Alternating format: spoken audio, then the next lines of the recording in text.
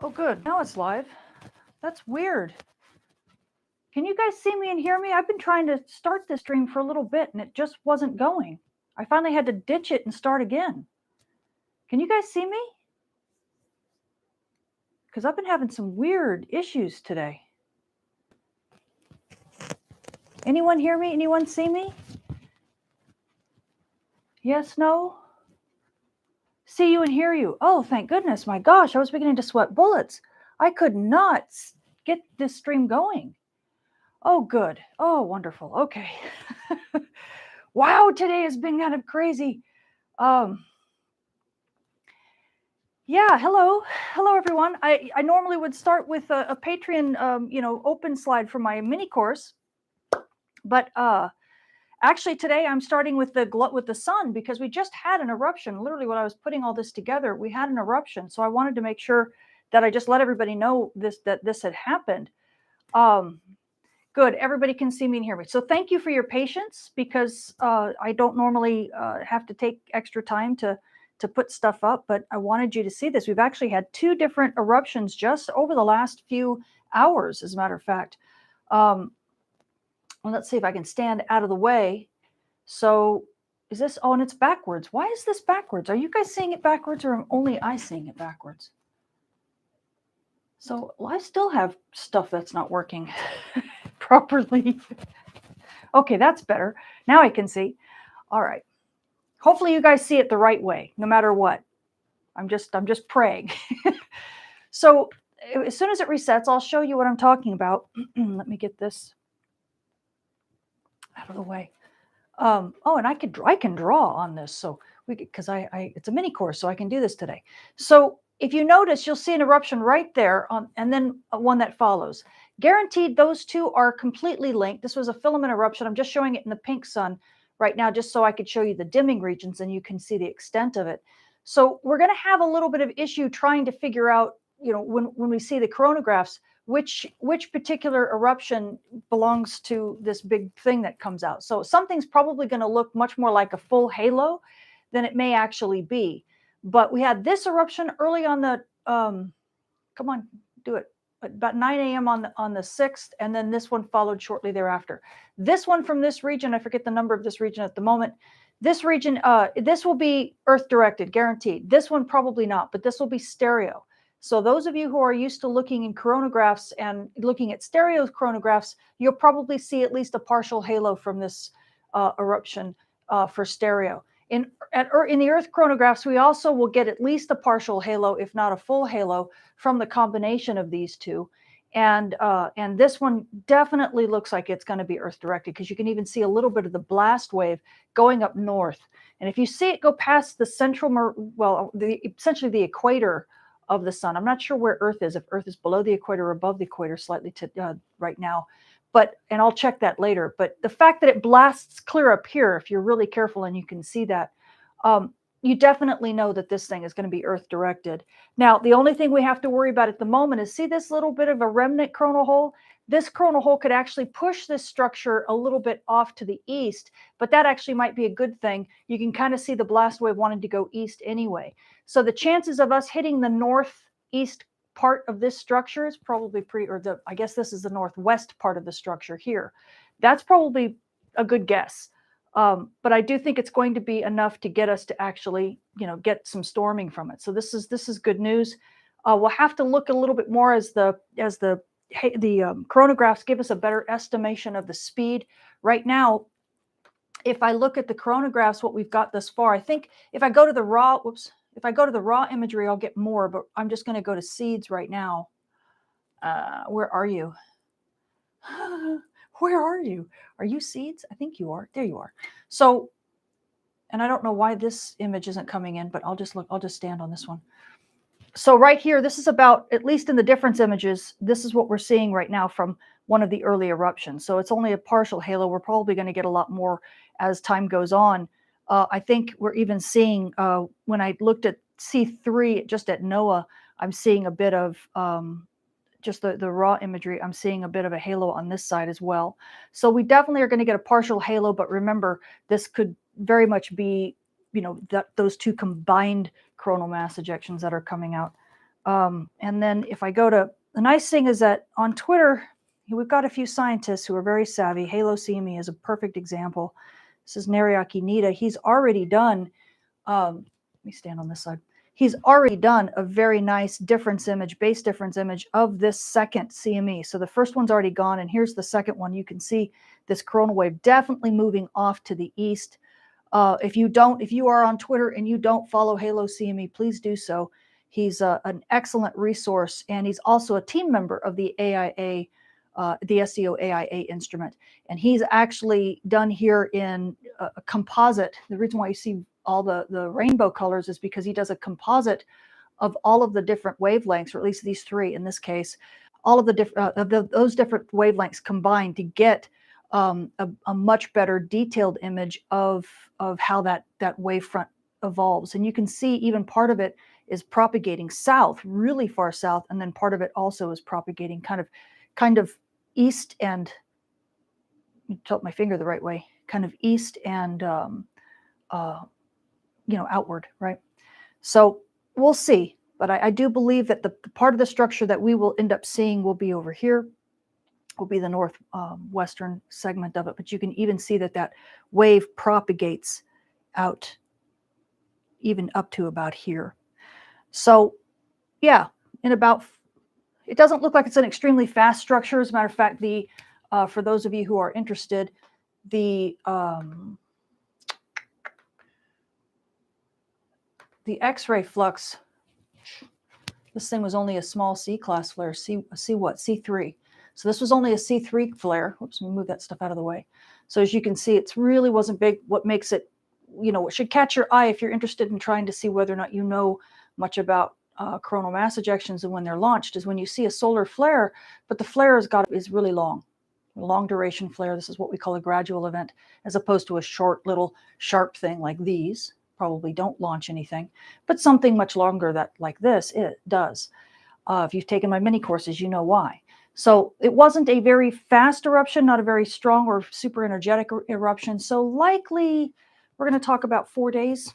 I mean, that's kind of the rule of thumb if it's convecting in the solar wind. About 4 days to reach us, maybe a little bit faster, 3.5 days, but probably closer to 4. So expect something. What today is the 6th? I've lost track. Today is almost the 7th, so about midday on the 6th. So expect midday on the 10th-ish, give or take an ish, right? That's about best we can do. Right at the moment, I don't see any modeling done by definitely not NOAA, but even NASA hasn't done any modeling yet of this particular event. They're probably waiting for a little bit more structure to come out of the coronagraphs so that they can get a better assessment of the speed, because that's really one of the big things when it comes to these structures. So just letting you know, we're going to have a solar storm, okay? And so that's good news for aurora photographers, not so great news for amateur radio operators. But I wanted to make sure I gave you that little tiny impromptu forecast. And I'm not giving you 5-day outlook, so I'll do that later in my updated forecast. So hopefully that was a nice little treat. Greetings to all of you. I see a bunch of people, wonderful people's names and faces. Thank you, Jerry, for being here. And Chris, it's so great that you're here. Love to see you guys here. And Josh, wonderful. I'm so glad you guys are here. Thank you. Yeah, so I know that over the past, let me stop this. I'm going to keep this up, but I'm going to stop it for a sec. Over the past, 2 or 3 months, we have had an outrageous time with, I'll just make this big for a sec, with the ionospheric version, the ionospheric regime in this series.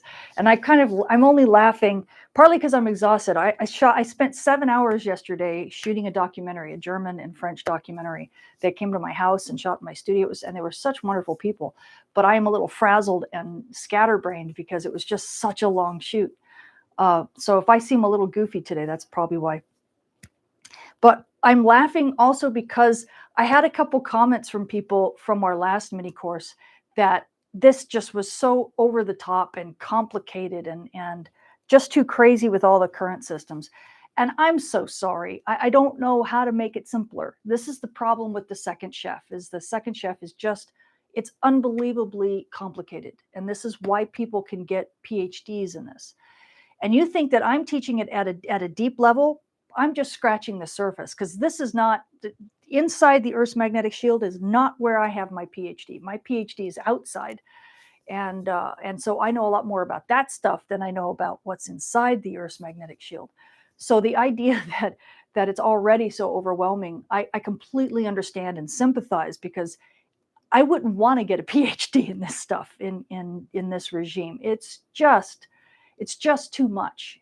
To me, it's like trying to study biology and understand how mechanisms work. There are just so many things that can affect how something functions at a cellular level, that you just can never isolate any of the variables. So it's the same kind of thing here. We have a long way to go. If anyone wonders why space weather isn't even up to snuff compared to terrestrial weather, hopefully some of this stuff in these last 2 chapters of this regime of the ionospheric ballet have given you an idea as to why.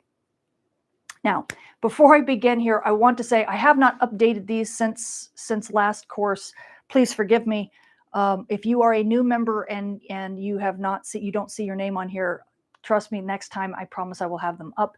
But I wanted to let everyone know, these are people who are in my Patreon family. This is my VIP steering committee. You might see both Jerry Ryan and Mike Richardson as the moderators of this event, but you will also see other names in here. So Chris is another one who comes quite often. Bob Hall is often on here.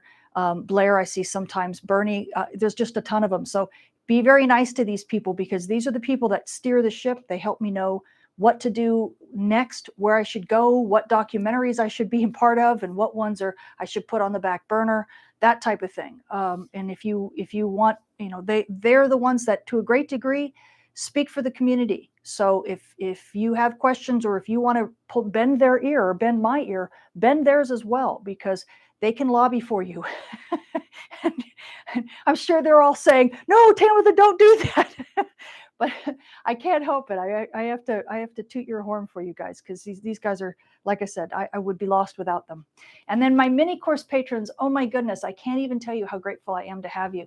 You guys keep me on my toes. You force me to learn more stuff. Even in this course, as we talk about effects today, and I talk a little bit about the volcano that erupted, we will talk about that stuff, and it's all due to you guys, because you're the ones who ask me the questions that I just can't answer. So I have to educate myself to give you decent answers, and you're the ones who help decide what stuff we study and where we're going next. So I'm very grateful for all of you. And again, if you're new and you don't see your name on this list, it will be joining this list very soon, and I welcome you to into my family. All right, so I don't have to go here. We've done all this. Actually, I'll talk about it for a second. So we are going through all of this. We are now in regime 2, right? We're finishing regime 2. We're going to go into regime 3 next time. So just be aware, we still have the ground segment, right? This up here was all space weather for all the solar phenomena coming out and traveling to Earth. This was now the Earth's magnetic shield and the near Earth environment, where we set up all those current systems and start realizing what's driving some of that stuff. Here in the upper ionosphere, or in the ionosphere and upper atmosphere, we are learning how those current systems are driven, and then how they map down to the ground, and then how the currents, as they drop into the upper ionosphere, how they have affected, even things like convection, and definitely things like radio propagation. So as we finish this environment here, what we're going to talk about today is much, much easier than the last 2. Okay, so you can breathe a sigh of relief if you have your notebooks and your pens and you're thinking and you're already sweating because you remember how tough the last 2 courses were. You can relax. We're through the hard stuff. What we are going to talk about now are more kind of like the experiences, stuff that actual events that you can look at and understand a little bit about how some of this stuff is put together. And it should be light, and we'll have a little bit of fun. I'll show a couple movies, that type of thing, and I'll answer lots of questions. I will say I'm not going to make this as whoops, I should keep that big. I'm not going to make this as long of a mini course, because we're coming close to the end. And I don't want to get into the ground effects. So what I'll do is scare you, right? Because I will start here really quickly, and I'm just very quickly going to just refresh your memory, not intensely, but This is why the last two courses have been so tough, right? So if you remember when we first started this whole regime, and we said, and I showed you this diagram, and you probably looked at it and went, what in the world is that, and why do you need to have so much stuff on it? Now you probably appreciate why we have to have so much stuff on that diagram. And it's mainly because there's just so much going on, right? We've got particles that precipitate in here. You've got different phenomena. I'll even show maybe even a movie of the ionospheric equatorial anomaly because of the fountain effect, which I can show some movies of today as well to kind of show you a little bit of the mechanism that goes on. We've definitely studied this whole area in great detail, right? We talked about the current systems that come in, and I'll mention it. I'll show you a couple other slides of it. The current systems that come in, how they work, how the magnetic field moves when you get reconnection at the front end of the Earth's magnetic shield, and how the different convection patterns then that are set up, they drive different currents into the ionosphere, through the polar cap, and back out again. And those convection patterns change, right? Because the currents change, the convection patterns change. And we even talked about the flywheel, how you can actually spin up the Earth's neutral atmosphere underneath, simply because all of this stuff becomes billiard balls, right? Even though you've got the neutral, you've got the charged particles that see electric and magnetic fields, and they've got to follow, they must obey. So they deal with those forces, and that moves them around in a particular way, but they're like billiard balls. It's like a stampede. I was actually talking about it in my class the other day. I said it's like a stampede where you end up having all of that, those charged particles moving in unison like a big herd of cows, just moving. And if somebody in a neutral environment, right, the neutral atmosphere gets caught up in a stampede, well, what happens? You either move along with that stampede or you get trampled. And that's exactly what happens in the neutral atmosphere. So the neutral atmosphere is just kind of lumbering along. It doesn't care. It's doing whatever it's doing, mainly paying attention to gravity and winds and stuff like that. But it doesn't see the electric and magnetic fields, so it's not going to move, right? But what it does do is it feels those dang billiard balls of other molecules slamming into it. It feels the stampede of those cows, and it feels, okay, I'll start moving. So then it begins to move, right? And it will move, and suddenly you start spinning up the neutral atmosphere simply because the currents from way out here are telling it to do so. So as it spins up like that, the neutral atoms, the neutral molecules begin to spin up, and they become this like a storage ring or storage place for energy, right? Kinetic, because you've got these particles now moving. This is now kinetic energy that you've stored in this place. So what happens now is, let's say the currents change. Remember how we talked about current patterns? And I'd show you what happens with southward IMFs. So you get reconnection, and that you get drives aurora, but then you also get a northward pattern, and it changes. It makes the pattern go the opposite direction. Well, imagine that. Imagine if you stop suddenly, all your currents and magnetic fields reverse, things go the opposite direction. Well, the ions that are, the charged particles, they recognize it. They go, oh my goodness, everything's changed. We got to slow this thing down. They're used to spinning around a certain way, and now suddenly they're being told to spin the other way. Well, the problem is they go, oh, let's reverse, and they start going the other way. But the neutral particles, they're still happy campers. They're completely oblivious. They're just like, let's go this way. We've been going this way for a while. We're happy. Let's keep moving. And so they're like this, but then they hit the ions that slam the other way, and they're like, wait, what's going on? Right? And then the ions go, no, we have to go this way. And the neutrals are like, no, why do we have to do that? And so you end up having this fight and this collision once again. And so it's like this big flywheel that's spinning, or a bicycle tire, or a gyroscope, where you're spinning this stuff up. And in order to reverse direction, you have to slow the whole system down and stop it. And then you can reverse. Well, funny enough, that actually happened. If anyone was paying attention, just this past week, we had two, and I probably should bring up an example, but we had two solar storms back to back. And one of them was they were kind of camouflaged. We only expected one. We ended up getting three. But the thing is, we got the one when we expected it, yet it was all northward field. And for like a day and a half, it did nothing but spin up the Earth's upper atmosphere and spin up the ionosphere and then spin up the neutrals in a northward magnetic field configuration. And when it did that, we thought, oh, okay, this, no aurora, it's boring, it's sad. And then suddenly we got this second storm, and it was massively southward. And we got, this what should have been a massive response. It could have easily been a G2 level, maybe, easily a G2 level solar storm. But we didn't get that. We only got a G1, and people were like watching it going, why aren't we getting decent aurora from the storm? Well, it's because we had a day and a half of northward IMF that was causing the particles to spin up a certain way, and the neutral atmosphere. We spun it up a certain way so that when that second storm hit that was all southward, you had to slow down the flywheel before you could spin it back. You spin it the reversed way and have a system that creates aurora.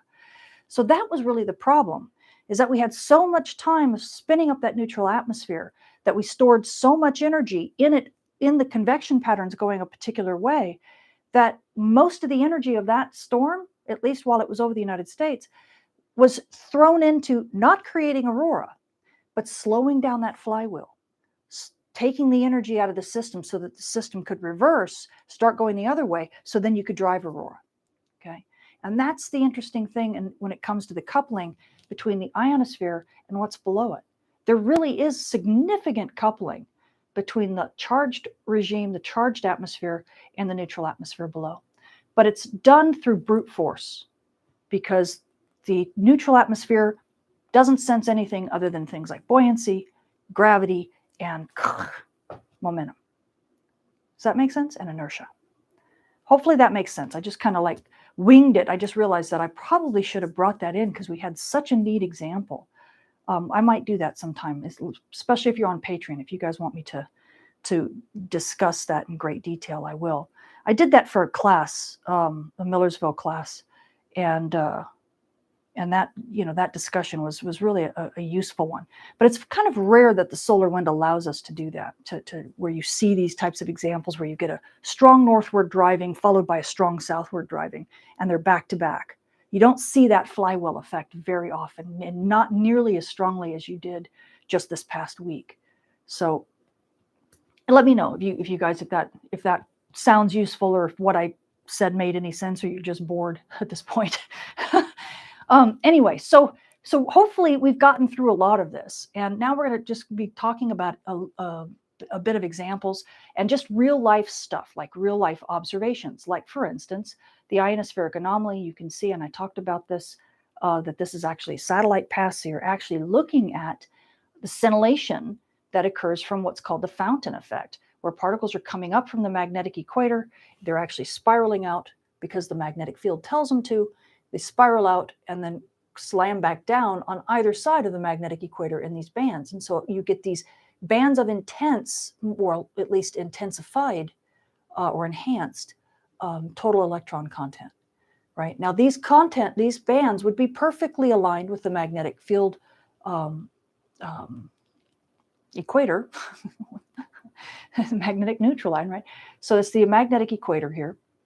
And they'd be perfectly aligned with it, and they'd be perfectly smooth.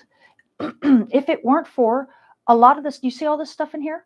A lot of this stuff, the striations and the stripes, this isn't due to electric, ionized stuff or space weather from above. A lot of these striations are actually due from neutral weather poking through from the bottom. And we'll talk about that. We'll talk about scintillation. We'll talk about plasma bubbles that actually come up from beneath, because the neutral atmosphere, there's temperature, right? There's temperature inversions, there's density that changes, there's all sorts of neutral phenomena. There's volcanoes, there's earthquakes, there's all sorts of things. This will be the only time that I'll ever really talk about earthquakes connected to space weather stuff that is in a mainstream sense. That's not a fringe sense. This stuff is very well accepted, that when earthquakes occur on the ground, it actually does affect the ionosphere. We actually see it. And I'll talk about a little bit of that stuff today. Tornadoes affect, hurricanes affect, neutral weather does affect all the ionosphere. And you see, you need to look no further than all these striations here in the equatorial anomaly to know that. Okay, there is a two-way coupling, because the aurora does the same thing. The aurora ends up creating convection, and actually can drive neutral winds. So it's a very, very interesting regime, and a very interesting interface between the two. And it's really not even an interface. It's, they kind of blend in together and they overlap. But it's not a really well-studied area as of yet. And hopefully that's going to change over this next decade, because it's becoming so much more important to everything we do.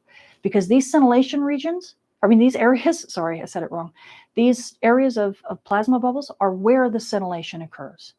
Like Brazilians can't stand this stuff, because this is why GPS doesn't work where they live, especially in the afternoons or anywhere close to dawn and dusk. Okay, again, current systems, yuck, right? Can we look at this finally and go, ugh, we're done with this, right? We've got so many different current systems. Here's what I was really diving into last time, was the region 1, region 2 current systems and how that was affecting. Do you remember the Hall currents and the Pedersen currents? Intense stuff, right? Yeah, well, it's all connected, of course, to the magnetopause, right, to the edge, right? The region 1 currents especially are connected straight to the magnetopause, and the more solar wind forcing you get can drive bigger and bigger currents. And this is one of the reasons why, of course, aurora is solar wind driven. Not all aurora, but a lot of it is, right? And then we also talked about, of course, things like the tail current in the tail region, and that's where you drive in all these particles. So you get, I'm not even going into even more complicated stuff like the substorm current wedge. Oh my Lord, that's even a whole nother ball of wax that I'm just not going to dive into because it's just too much. And yeah, but you can see all of these different current systems, they all happen at different locales, right? The further out you go, those are higher L shells, right? Remember L shells? Further in you go, they are lower L shells. And that means they map to a certain latitude on the planet. High L shells map to high latitudes. Low L shells map to low latitudes, right? So when you start looking at different indices, different magnetometers on the ground and saying, well, which one of these field lines is wiggling? You want to know which L, at what L is the magnetic field wiggling, because that tells you which current system is lighting up, so to speak, you know what I mean? And so magnetometer stations, then choosing them carefully, then can help you focus in on what particular phenomena you might be interested in. Right? And that's really a lot of the stuff that we deal with when we get to the ground. Shall I not go over this stuff again? Right? We did a whole comet module that focused in on this stuff. Right? Here we go again. Oh my goodness. And this stuff that I focused on, I'm not even talking about the solar quiet regions. We'll talk a little bit more about that stuff. That's just basically quiet solar wind and how that stuff kind of ties in. And then we have lunar tides and the SQ and all of this other crazy stuff that it's just so complicated, and yet it all kind of comes together. All right, so I think that's pretty much where I left off last time. Right? Let me just check. Yeah, I think so. So if I were I have to stop myself from saying, I'll go back here for a sec. I have to stop myself from saying, okay, any questions? Because I'm expecting with Millersville, I'm expecting to hear students asking me questions at this point. Let me think if there's anything else on this particular slide I wanted to say. Let me stand on this side. Today we're going to be talking a little bit, as I go into it, I'm going to talk a little bit about the latitudes that we're dealing with a couple indices, well, maybe just even one group of indices. I'm just going to do the AE index, I believe. And that's really because of the auroral electrojets, right? Auroral electrojets. Oops, if I stand out of the way, oh, God, I'm big today. The auroral electrojets are really up in the higher latitudes, not completely high latitudes, but right about in here. We do have a lot of coupling through gravity waves typically, and we will talk more about those, guaranteed, especially when we go into the examples. But you imagine just about anywhere you're going to get movement in the ionosphere that then couples to the neutral atmosphere, the number one way that they couple is through gravity waves. Right? We talked about momentum, and it's a momentum forcing. Gravity waves, we're not talking about interstellar gravity waves like we talk about in space. It's not the same thing. Gravity waves in the upper atmosphere is actually a neutral atmosphere phenomenon that happens quite a bit, and it's really pressure, right? It's pressure, and it's you have density that changes, and you have that causes movement, and that can actually propagate and change really, and propagate upward, propagate downward, propagate out. And we'll talk about different examples that cause that, but anything like that is going to be associated with gravity waves. Even lightning can cause gravity waves. Okay, so that's what we're going to be talking about a bit. But you'll see that when you have these high latitude regions in the auroral oval, because it can propagate down and cause disturbances down here, well, as soon as you start causing disturbances down here, you're going to affect the magnetic field, because these are charged particles. You're going to affect the magnetic field in that region, and it's also going to cause that part to wiggle. So you can actually get some interesting stuff occurring where you convect things down into the subauroral zones simply by the coupling of these regions. And it will actually then couple back into the magnetic field lines and cause them to wiggle. And I'm not even going into pulsations. Oh my goodness. Okay, so let me just talk about one set of indices. And this is like the auroral electrojet family. Okay, we have AE, AU, AL, and AO. So AE is the auroral electrojet, AU is the upper envelope, AL is the lower envelope, and AO, I forget what O means. It escapes me for the moment. Was it the, forget, it's the sum, AO is the sum of AL and the upper and lower. So it's the average between the envelopes, but I forget what O means. It's the sum of the upper. But really what we care about is the AE index, which is really the difference between the two envelopes, the upper envelope and the lower envelope. And when I will show you data so you can actually see that. Oftentimes when I show this on Twitter or I show it in my forecast, if I ever do show it in my forecast, you'll just see me show AE, and I'll show AU and AL sometimes, but they're really just for those who actually know the AU being the upper envelope and AL being the lower envelope. It tells a little bit more about how what's going on specifically in the electrojet region, but it's for most of us just looking at the difference between the two to get kind of a bracket of activity is really all you need. So these indices are actually created by looking at this chain of magnetometers. Okay, notice nothing in the southern hemisphere. And the reason why this is still okay,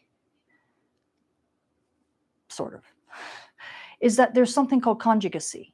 Okay, conjugacy, if you remember with magnetic field is symmetric, right? If I take my little slinky,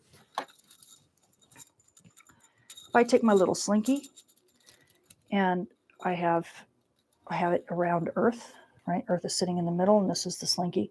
Of course, the magnetic field that's up here looks very much like the magnetic field down here, right? So wherever this attaches to the Earth up top in this one field line, attaches to a similar L shell down. I mean, it's the same L shell, attaches to a similar latitude down in the southern hemisphere. And these particles that are in this region, they're bouncing, right, and drifting. They're going back. Remember, they gyrate and they bounce from one up to down, and they also move. So in this case, if you're the tail of the Earth's magnetic field, I am an electron moving around this direction, okay? So because of that, you get a symmetry up in the northern hemisphere and the southern hemisphere. Now, yes, there are deviations from the symmetry. No, it's not always perfect. You know, there are changes, but for example, it is the reason why you can hear the conjugacy is the reason why you can have a lightning strike in the southern hemisphere and actually hear it as a Whistler wave in the northern hemisphere, because that lightning strike actually propagates out along that magnetic field line and then dumps itself back into into the upper atmosphere through the northern hemisphere because it's connected on that magnetic field line. And that's part of the conjugacy. So when we look at the auroral electrojet, if we're in the southern hemisphere, could we use it? Yeah, kind of. You can. Is it the greatest thing to use? Probably not. It'd be much better if we had magnetometer chains down here. But sadly, we don't have as much landmass in this region, right? This is why we don't have them. So we can't really go all the way around nearly like we can in the north. We'd have to be at slightly higher latitudes and have them all over Antarctica. Yikes. Who wants to do that? Not me. There are some people who do, but that's too cold for me. So at any rate, so we have all these magnetometer chains, and you know, we have tons of magnetometers, period, but we've chosen these particular magnetometer chain, or this particular set of magnetometers, to create this index. And it's been around for a long time. It's been around since the 1950s, actually. And actually, I'll just stay here. It's been around since the 1950s. Sometimes I think we started only with AE. If I move out of the way, you can see we only had AE from 1966 to 1975. But then after that, we started really kind of getting the different envelopes, recorded and have good historical records of it. But we really wanted to look at the two different electrojets. We have an eastward electrojet and a westward electrojet. I believe it's the westward electrojet that's slightly lower than the east. I'm not going to go into that level of detail, not for this course. If we want to go into, if I ever teach an advanced course on the auroral electrojet and the polar cap and all of that, then we'll get into the substorm current wedge. We'll get into negative and positive bays. We'll get into how to read magnetometers on their own without being part of an index, because you can actually do that. Then you can really focus in on exactly what's happening at what latitude and that type of thing. But that is advanced stuff that, really I've only seen taught in a graduate level course. And, some radio amateurs, you guys might be interested, but I think the general public probably doesn't care. I think the AE index is probably good enough. But at any rate, so it's essentially 12 active stations at any one time. Yes, we do have others if they have to come online. But I think for the most part, we always try to replace them with a station that is either nearby or at the same latitude. Obviously, you want to keep it with the same latitudes and hopefully with the same local time, because things change, right? These are different local times. And depending upon if you're on the day side or the night side of Earth, you're going to see something radically different in the electrojet. So if we had everything crushed in together at one local time, we would not get a very good sense of what the east and west electrojet were doing at any one time. And again, if you ever care to see, how the AE index is defined, there's lots of web pages that you can go to find it, to get data like this. And I can put those links in, especially in Patreon if you need them. So here's some AE data. AE, which you can see AU, AL. This is from Kyoto. It's real-time data. This was back from November 5th in 2018. You can see AE in the bottom and AO, right? So AE is essentially AU minus AL, and AO is AU plus AL divided by 2. Got it? So really, if you want to see the envelope, that's why they match. All right, they're very similar. So the AU is this upper index here that's kind of moving along this way. The AL is this one, and it may correspond to the east and west electrojets. I'm not sure. I can't remember anymore. It's been so long. But you can see why if you subtract the two, you can get the envelope of activity between the electrojets, right? So then AE, what we have as a rule of thumb for what we call for substorms, right? And geomagnetic storms, bigger storms are even have a slightly different rule. You probably can't use AE at all when we get really big geomagnetic storms. But for small storms, what we call substorms, if you have an AE, okay, that's this upper number here, that's at 500 or greater. That's a good rule of thumb that you're having substorms. You're going to have aurora, especially at high latitudes. Okay. Once you get to about 1,000, if it's sustained, that could spark, if it's sustained, that could spark a full geomagnetic storm. And then it goes and it gets really ratty. But the nice thing about the AE index is that because we're choosing magnetometer stations that are so high, so close to region 1, region 2 currents, super sensitive to geomagnetic activity. So you don't even have to have a full geomagnetic storm blowing in order to, or going on, in order to know where aurora is happening. You could have just little stuff like this. People in Norway, for example, this is the only index they look at. They much more sensitive than KP, for example. Okay, so as you can see here, and this index is actually quite accurate when you actually, because I've had people in Iceland, for instance, and I told them, okay, well in 10 minutes it's going to brighten up. And they're like, oh my gosh, and it really would do it almost perfect timing. And I could just be looking at the AE index and see that. So you can tell when the substorms are going to brighten, the aurora is going to brighten, and when it's going to die down. And it shifted by a little bit. Like I said, maybe 10 minutes at most. And so you can follow this along and literally gauge when you're going to see substorms, when you're going to see auroral activity, and when you're not. Like here you are, but there was a lull in here. And sure enough, the skies would dim. things would kind of dissipate, and then it would pick up again, right? Obviously, the peak was here, or maybe even here, because it was more sustained during this period. Okay. Now, why do only some people, why doesn't everybody use the AE index? And why not every storm? Well, here's an example. So here's a couple days from 2017. We had on May 27th, we had a storm that started on the 27th, and then down here goes the 28th. And you can see we had a pretty decent storm. As a matter of fact, it started a little bit here, right? Here's the AE. And you can see not quite 500, not quite. So probably not much aurora. But yeah, we started getting aurora at the end of the night. And then it went through the rest of the day, and we actually got pretty decent storming. Look, we're at 1,000, right? You can actually show over here. Almost 1,000, but definitely, is that looking right? Oh, that's AE, sorry. Yeah, almost 1,000 down here in AE on the 27th or 28th. You can see peaking up a little bit. So this wasn't a full geomagnetic storm. We may have reached KP5, I think. I might even show the KPs, I'm not sure. But you can see it's a decent storm, but it's not off scale for KP, or for AE, right? And then it kind of quiets down over the course of the day. Anyone remember the Halloween storms? Right? Way back then, here's the 29th and then the 30th. Here's the AE index over 500. Okay, it's not too bad. Holy merit.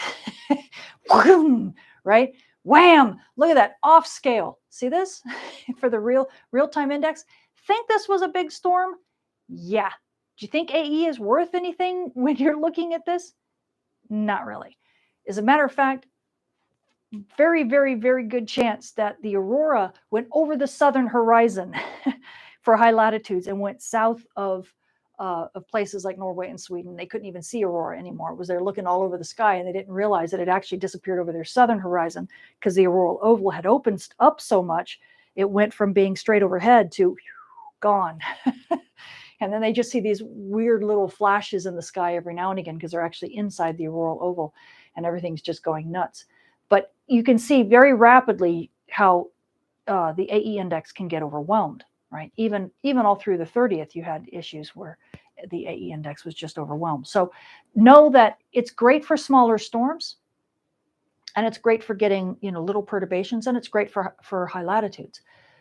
But the AE index is not a silver bullet for all storms. Right? Big storms can cause big issues. Okay.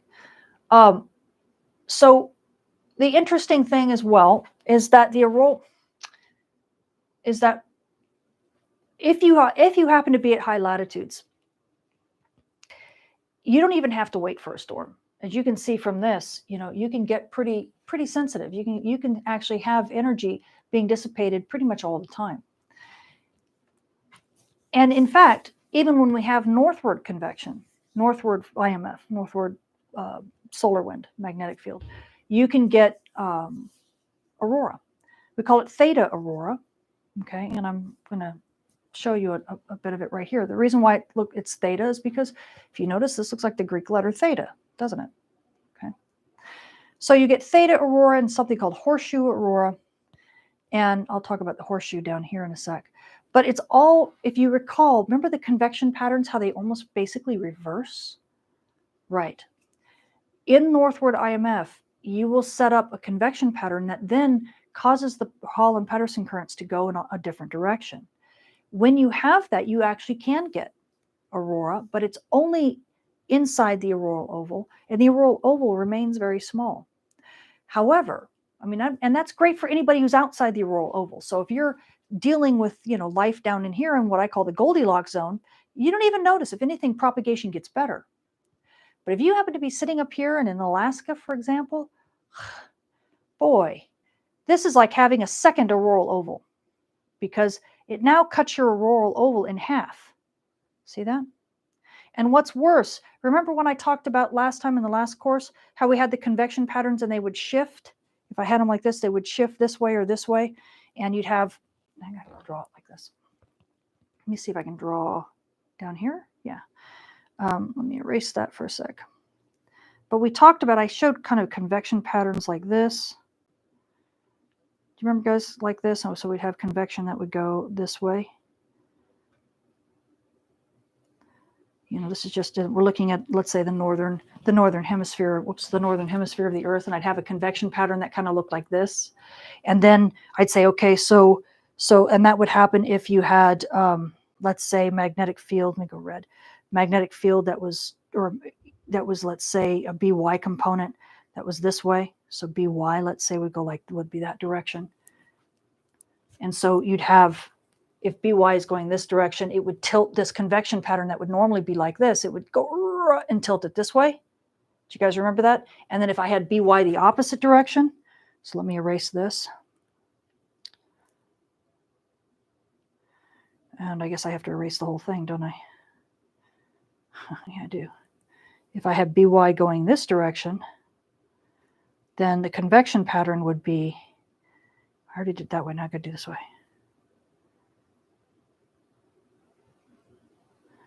And again, do you guys remember this stuff? I don't mean to give you more headaches. Like, oh no, don't remind me of the last class. I could hardly survive the last class. I still have the migraine from the last one. So the BY went this direction, then you'd have this. So this is the BY in the Earth's magnetic field, or I mean the solar wind magnetic field. We're not talking about the BZ component. We're just talking about BY, which is a cross-tail current, right? It goes across the Earth's magnetic shield. Well, that actually helps drive some of this stuff, right? And it will shift that convection pattern. Do you think this shifts? Yeah. So it depends upon, sadly, this depends to some degree on what the cross-tail current is doing in the Earth's in the solar wind. And so if you happen to be a radio amateur trying to communicate and you can't get across this white line, you know, this second auroral oval, because you can't cross through this, right? Because you're driving currents and you're driving aurora through here, right? You're locked inside this one or inside this one, and then this thing shifts on you. Well, the people that you were talking to here, let's say, you know, person here, inside the auroral oval, if this thing suddenly shifts, and now you've got BY that's then causing the whole system to change. Here, I'll just, let's do blue. And now let's say if I do, I don't know how to do it the same way. Now you've got a system that crosses this way and crosses this way, right? And you've got your magnetic field this way. Do you think, whoops, do I have my, oh, I thought someone was calling me, letting me know my mic was out. So now if BY changes and you go this way, okay, now your current pattern, right, it's shifted. So now you've got, hopefully you can see that mess. You've got two auroral ovals this way, but look, these poor guys who were actually talking to one another just fine a moment ago are now cut off. Got it? Because this thing shifted. The BY component of the solar wind went from this direction to this direction, and if it stayed that long enough, this whole thing goes, and now these poor two people are completely cut off from one another. Welcome to doing amateur radio in the polar cap. Yeah, fun. Okay, I promise no more diagrams like that. I promise. So let me get rid of it for you. Yes, get rid of it, please. Oops. Okay. All right. Yes, I shall not give you more lessons and headaches on current systems in this class. I promised I wouldn't do that. So anyway, so this is what I mean when I say the auroral region is dynamic even during northward IMF. This is exactly what I mean. And you can get, as you can see, look at all this stuff. Look at it, how much it evolves over time, right? Changing very dynamically. And there are sections, if you want to know more about it, they're called the horseshoe, or the horse, is it called the horse aurora or horseshoe aurora? I forget. It's called the horseshoe, mainly because this oftentimes look like a U. And you can see, right? Here's even two of them. You can get a horseshoe. See it there?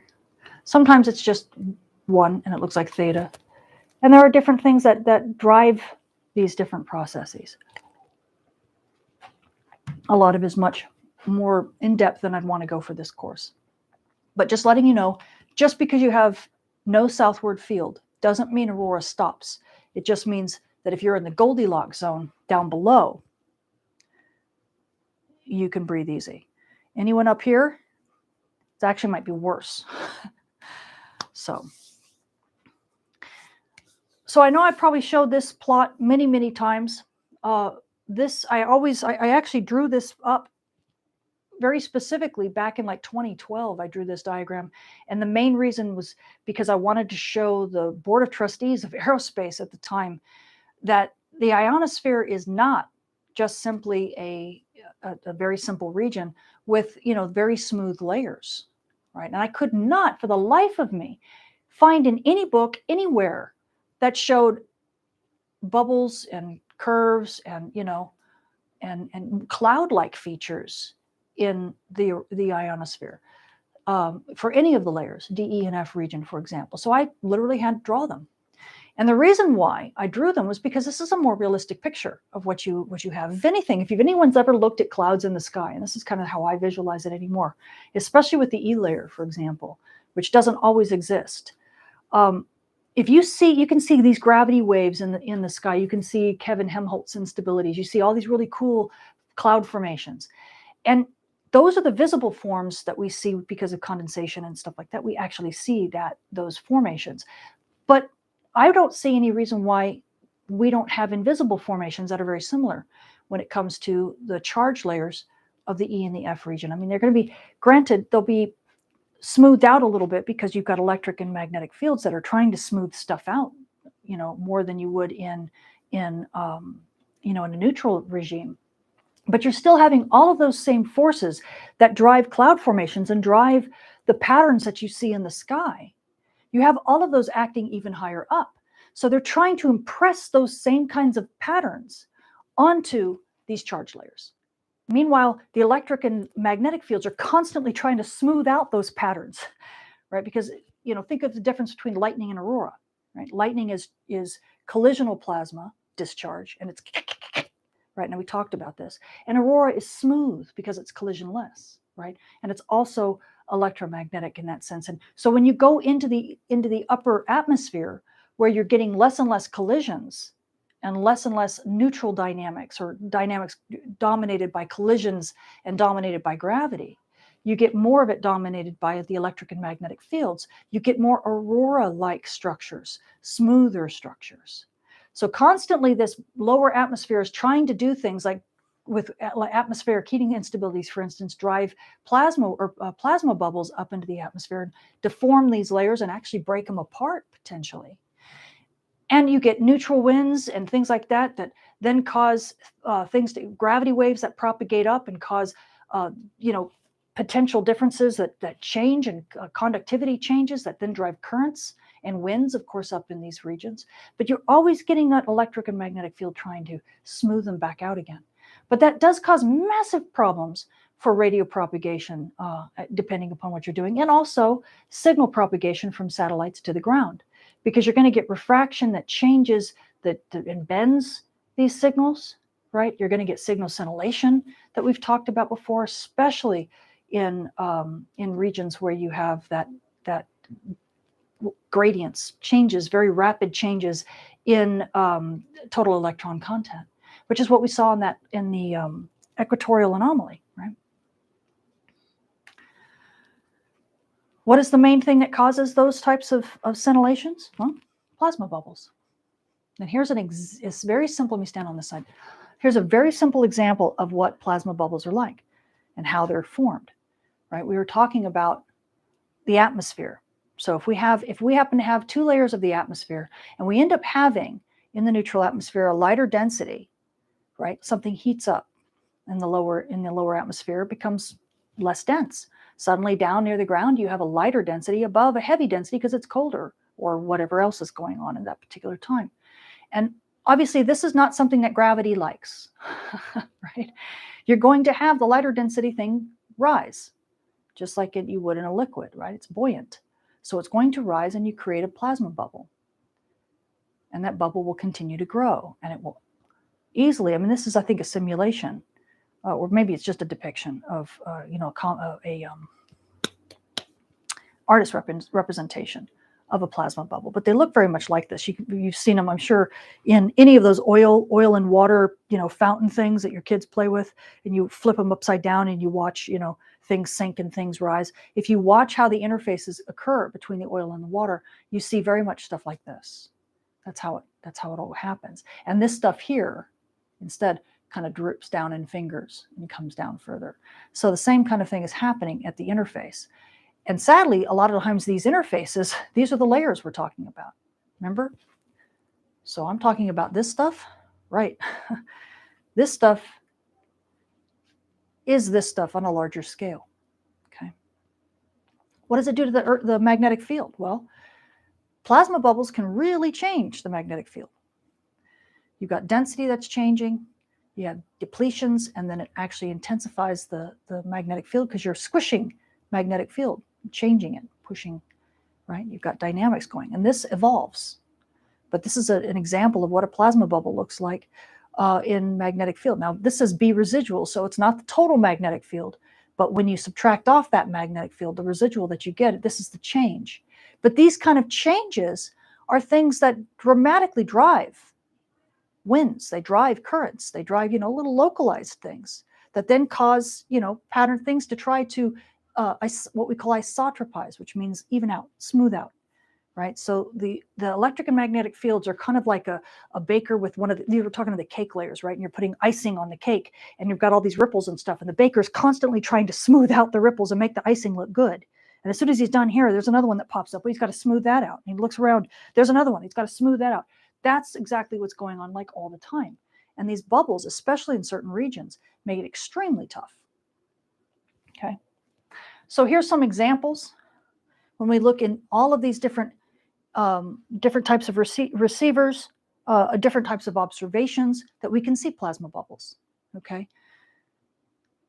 Spread F and ionosons. Okay, so when you have the F layer, you ever seen an ionoson? You see the F layer, you see the E layer, and then the F layer. If you see really tight, not the big echo that shows that it bounced down to the ground and back up again, but because those echoes are really far away, they're spread out. But we're talking about the ones that are really close. Or you see sometimes that F layer just looks like this hash, like this big thick ribbon. That's spread F. That's due to these. Because think about it, you're getting some signals here of the F layer that's here, and you're getting some signals of the F layer that are in here, right? So when you do that, you're going to get a spread.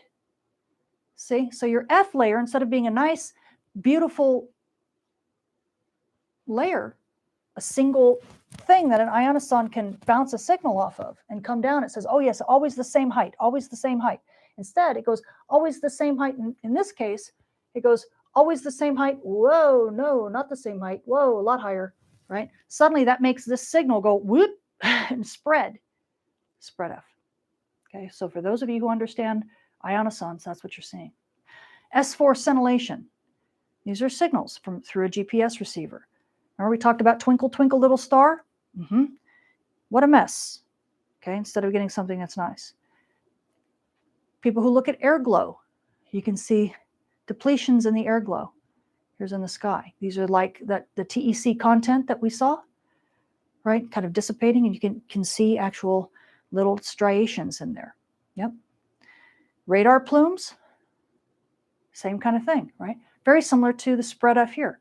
You're looking at where the layers are changing in height very rapidly.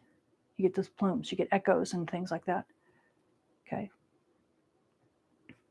Here's a simulation of a radar of a plasma bubble. And then, of course, in total electron content, like we just saw when you looked at the GUVI, I think it was the GUVI observations a couple slides ago, right? Again, you're getting striations, right? Very similar to air glow, right? Because it's the same phenomena. You're just looking at different ways of looking at the same phenomena occurring. So you'd expect to see things that look similar, right?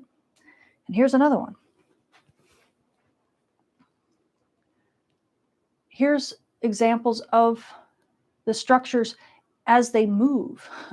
So you're actually here in this case, when you see these plasma bubbles, oftentimes well, no, I shouldn't say plasma bubbles. I'll be careful. Well, yeah.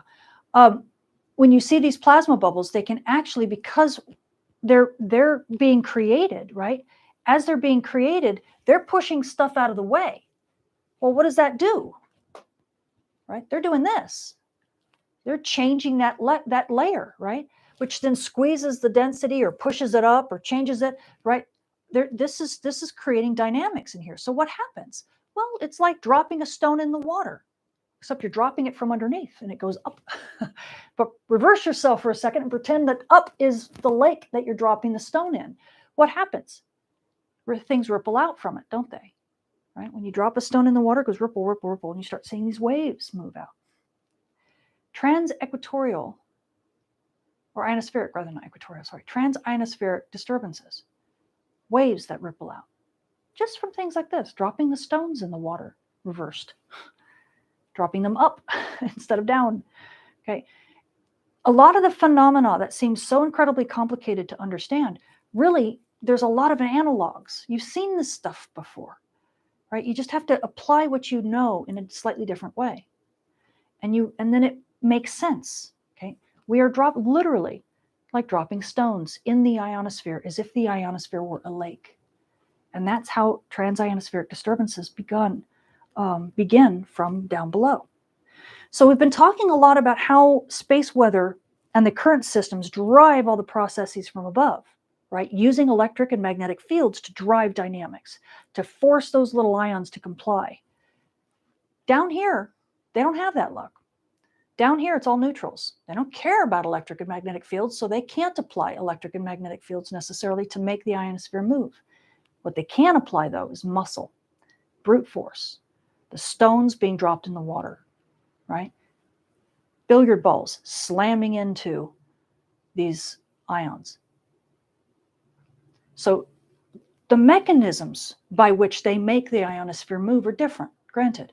Gravity waves, right? But the dynamics ends up being one and the same. Well, I would say one and the same. Ends up being just as disruptive. So you've got electric and magnetic field driving, particle precipitation, currents, things like that, driving from above in a more or less collisionless regime. Those collisionless drivers then drive down far enough into the upper ionosphere that the ionosphere is beginning, starts running into the neutrals. And then you get this coupling between the two. Meanwhile, you have terrestrial weather from below doing a totally different thing, but driving dynamics at the lower part of the ionosphere and driving dynamics that then propagates up. And eventually, the two meet in the middle, right? And you've got all of this stuff happening. And depending upon where you are, what part of this very intricate layer cake that you're looking at, that dictates really the physics that are happening, the mechanisms that are going on. See what a neat interplay, right? Like this one tickles this side and this tickle, tickle, tickle, and they meet each other in the middle. And they're tickling the ionosphere in totally different ways. And it's for me, it's fascinating. If I had a choice, I think, to do Earth-based science, if I hadn't studied the sun and I had to do Earth-based science or Earth-based weather, this would be the area I'd want to dive into, because it's the area that we know so little about, and yet it has such a fascinating complexity about it that is unlike any other regime that you'll find. Down on the ground, it's all neutral stuff, right? And you're just getting stuff hitting you from one side. In space weather, it's really mainly all of the stuff that's happening from the sun coming and, energizing things inside the near Earth system. But the ionosphere is just that special place where you get a little bit of both, right? It tickles your head and tickles your feet. So before I leave this slide, let me of course just make the comments here that if you haven't read the bullets already, is that these types of bubbles, plasma bubbles, they really are more often than not, a day-side phenomena. And the reason for that is, well, not only because you have plasma bubbles, period, that happen much more often during the day because you have a lot more neutral weather that's interesting in the daytime, or at least near dawn and dusk, right? You get a lot of heating and cooling, so you get a lot of weird neutral phenomena occurring during those periods.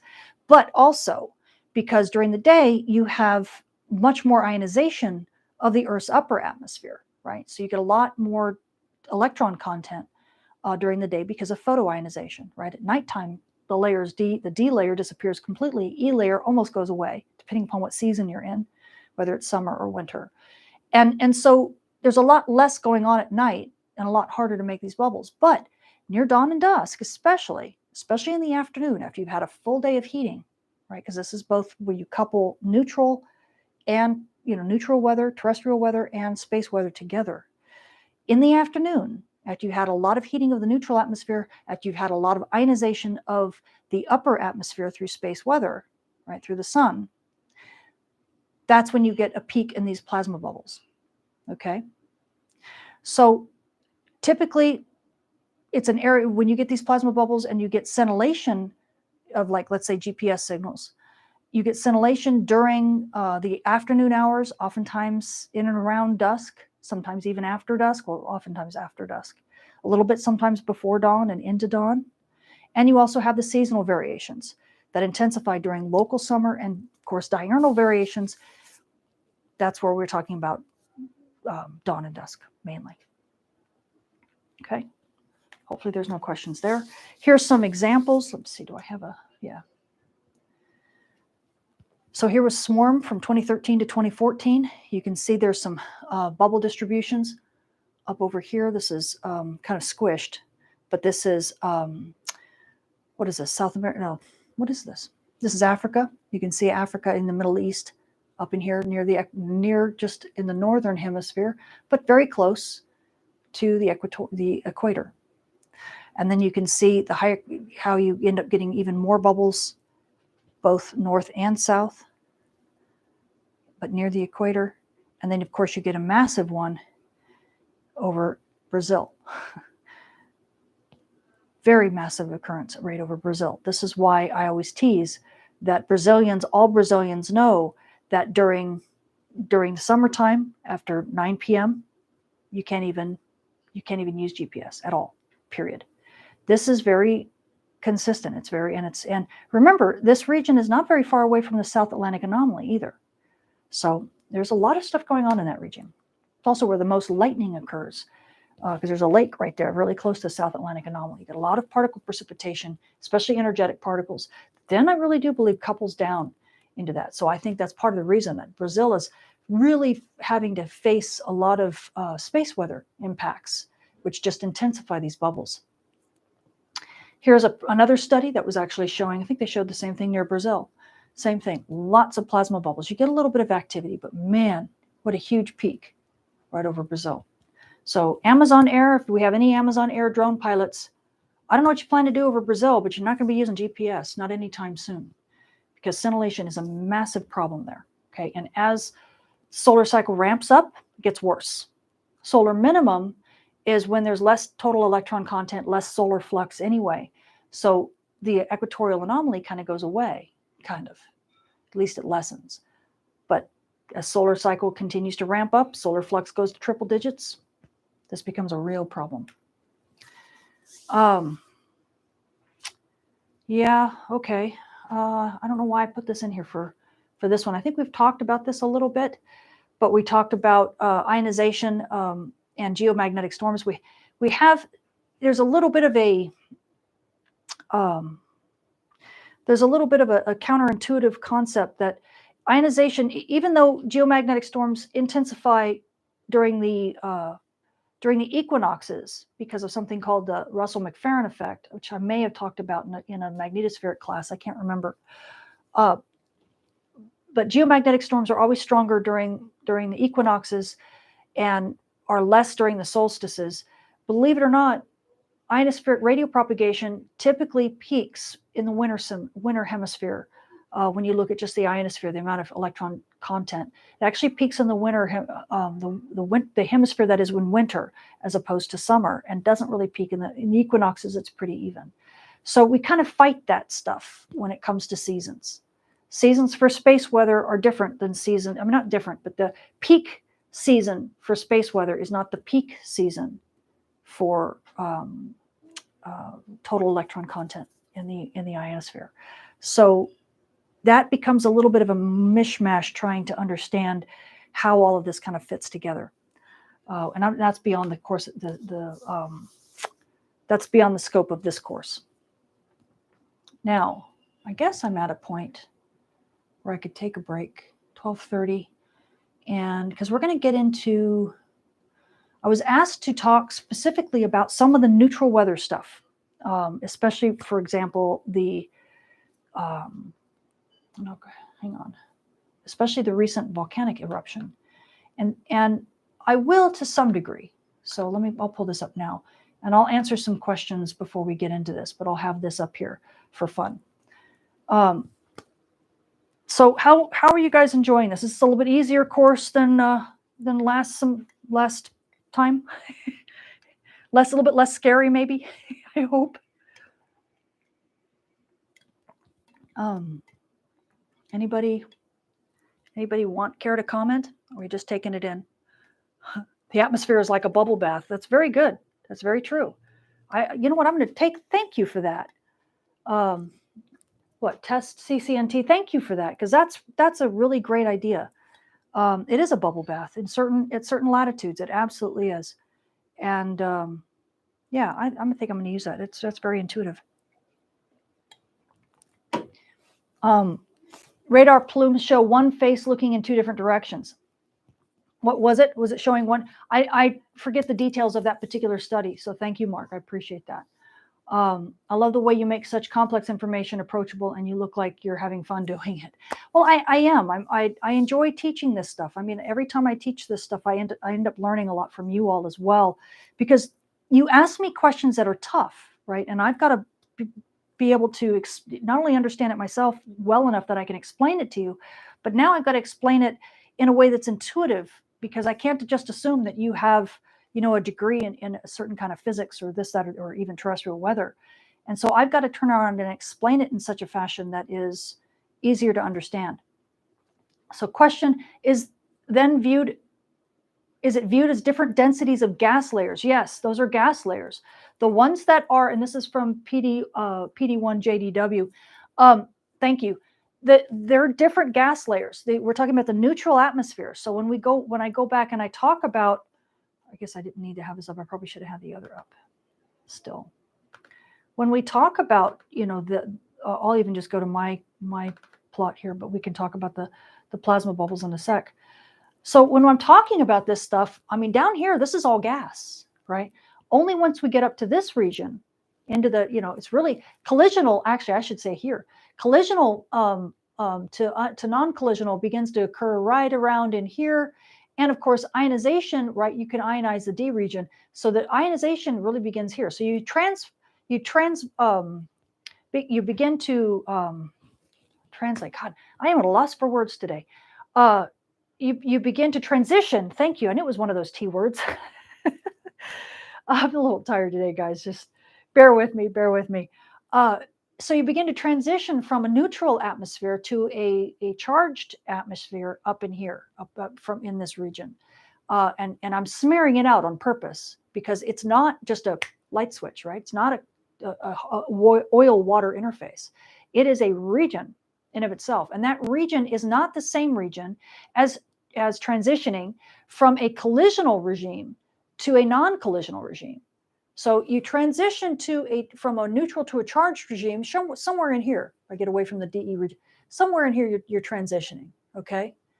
But from about here to here, maybe up above me a little bit, right? So now we're into E to the F region. This is where you're transitioning from a collisional regime to a non-collisional regime, okay? So they don't sit right on top of each other. I mean, they don't, they're not either co-located or completely non-co-located.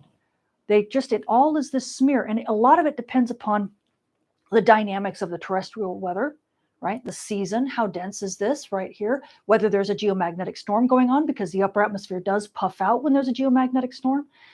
I mean, it just where's the sun? Where's the solar cycle? How dense are the layers, right? With the charged layers. I mean, there's just so much that goes into whether you're, where exactly what the scale height is, as we call it, what the scale height is of all this stuff going on. That a lot of times I'll do something just like this, where I'll label D, E, and F region, but you don't see altitudes here. I don't, because I don't like putting hard numbers in here, because I think that they train you incorrectly. I think they train you to believe that at this height is where this is, at this height is where this is. And really, the upper atmosphere is not like that at all. There's so much that's co-located, but it's only co-located sometimes. Sometimes it's not. And that is definitely the truth when it comes to the neutral atmosphere versus, the gas versus the plasma. Okay, so when we talk about the bubbles, yes, we're absolutely talking, in this case, I think they're doing, I don't think they have an electric field in this diagram. I think this is just an artist rendering. So this could be just simply plasma, they're saying it's plasma bubbles in this case, but this works for anything. It could be a neutral, could be a neutral regime. It could be liquids. I think this is just simply looking at buoyancy, right? We're not talking about buoyancy in terms of magnetic buoyancy. I don't think they're invoking an electric and magnetic field. In this particular thing, we're talking about that. But in this diagram, nah, I think it's more just about buoyancy. Okay. But in actuality, when you get into a charged regime, if you look at this not from a neutral perspective, but from a charged perspective, then yes, you have to add in not just the buoyancy of the gas, being an adiabatic gas, but you also have to add in magnetic buoyancy, right? It's not just a thermal process anymore. Electricity and magnetism play a role. Hopefully that answered that question. Oh, good to see you, Vince. I'm glad you're here. Thank you. Yes, Vince is actually in my, Vincent Ludvina is actually in my Millersville courses. So he remembers the whole flywheel. I was talking, Vincent, if you hadn't seen it, I started this course today by talking a little bit about that solar storm, that set of storms that we had just this past week.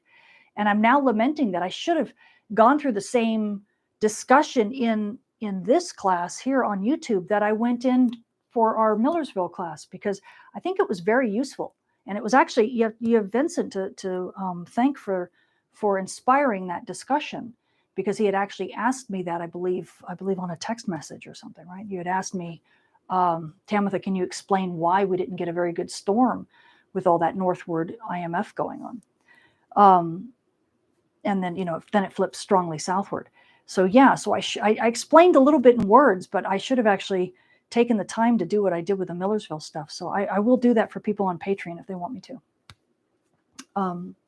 Mark, you say, let's see, nice presentation with great descriptions always makes it easier to understand. Thank you. I'm glad you're understanding this, and it's not too much. Hopefully it's a little bit easier than last class. Can you describe the bubble bath theory for the atmosphere? Can I describe the bubble bath theory?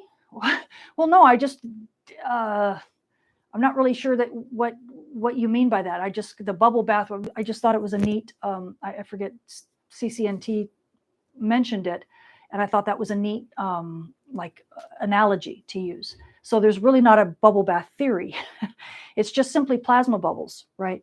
And so when I go and I talk about, where's my, there we go. Here. Most of these are striations due to plasma bubbles that are coming up through the atmosphere, and they're coming up in different lines and striations, and they're causing, right? So when you see the thicker, the brighter bits here, this is higher electron, total electron content, and then of course the depletions are this region here, and some of this stuff becomes traveling ionospheric disturbances. So as a bubble pops up, think of it. Oh, right. Perfect. Right. Whoops, no, down. Come on, where's my mouse?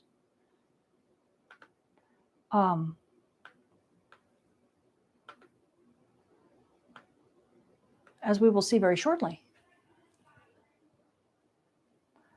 Think of that as a plasma bubble. It's a real smoky one, but think of that as a plasma bubble popping up through the upper ionosphere. See the blast wave? Watch. Right? So you're dropping a stone upwards. That's what this is. You're dropping a stone up into the atmosphere. Because you can imagine if you're dropping a stone down into the water, if this were a splash, right? If we call this a splash, you can see how the ripples come out. That's how you get trans-ionospheric disturbances from ground events, right? But you can also imagine this as a plasma bubble. So imagine it's not a volcano on the ground erupting, shooting stuff and filth into the air, into the atmosphere, and heat too. Think of it if it started up in the upper atmosphere, right? And it just continued to ripple upwards. So it's not as explosive as this. It's just something that's slow growing, but it still creates the disturbance. It still has to displace everything. Just like when you drop a stone into the water, you can drop it just barely above the water and it just barely, goes in, but it still has to, and it doesn't make much of a splash, but it still has to push the water aside, right? So as it pushes the water aside, that creates a wave that then propagates out from it. Same thing with a volcano. Same thing with a plasma bubble. So maybe that's the bubble bath theory, if that helps you. Okay. Someone once told me that you never learn a subject fully until you have to teach it to someone else. Yes, that is so. If you want to know how much you understand about something, teach it, because you very rapidly get humbled. It's one thing to teach something that, or to take something in that someone else is teaching and understand it well enough to yourself, but then having to then choose your own words to actively communicate it to someone else who then asks you a question because their mind is different than yours, something that was easy for you to understand, or so you thought, suddenly becomes a hang up for them. And now you have to explain it. And that's when you really understand, wait, am I hung up there too? And I didn't even know I was hung up? That kind of thing. That's what you find out when you teach. And then oftentimes, just like doing this, just exactly like doing this. When I thought of this, I went, oh, yeah, I could use this volcano idea. And then as I looked at it, the more I thought of it, I was like, hey, this is a splash just inverted. It's just an inverted splash. So if you were under the water and were looking up at the surface of the water, that's maybe what a splash might look like to you, right? At least the initial part of it, until you saw the stone kind of, go through. But underwater, a splash kind of looks like that, right? Looking up at the surface. So I thought, yeah, that's like a splash, isn't it? So it kind of is. And then you see the waves ripple out. I didn't know that before until I just tried to teach it. Gives you another way of looking at something and makes it more intuitive overall. Okay. I have noticed that different densities of bubble bath regimes from the heliosphere to the atmosphere, maybe. Yeah, exactly. If you look at the bubble bath, it's the bubbles, are separating. It's an interface separating two different density regimes. So yes. Doug, you say, I have noticed that when we are in a solar storm, the particles that are able to propagate to the ground stir up and or create alpha particles that raise the alpha background. Alpha particles. Huh.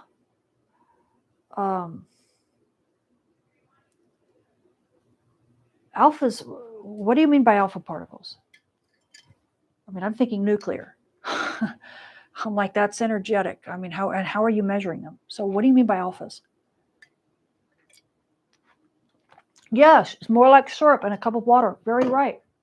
Excuse me, I have ice in my mouth. I apologize. I didn't mean to. I just meant to drink water, but I sucked down some ice. It's more like syrup in a cup of water, exactly. Julian, you say, always saw different numbers to describe altitudes of ionospheric layers. Always, yeah. I think it does us a disservice to some degree. They should have the numbers be fuzzy, or have the numbers be like a range, because these things always are moving up and down, and it's never fixed in stone. And every time I see things fixed in stone, and then you go and you look at a different diagram and you try to put them together, and you're like, these things aren't even reading the same thing. How am I supposed to know where this stuff is if nobody agrees? Well, they do agree. They just are agreeing at different times, different times of the year, different times of the season, different times of the solar cycle. Yeah, so that's the problem. Oh, hi, Wild Alchemical Spirit. I'm still wondering if plasma bubbles can factor in with red sprites at all. Actually,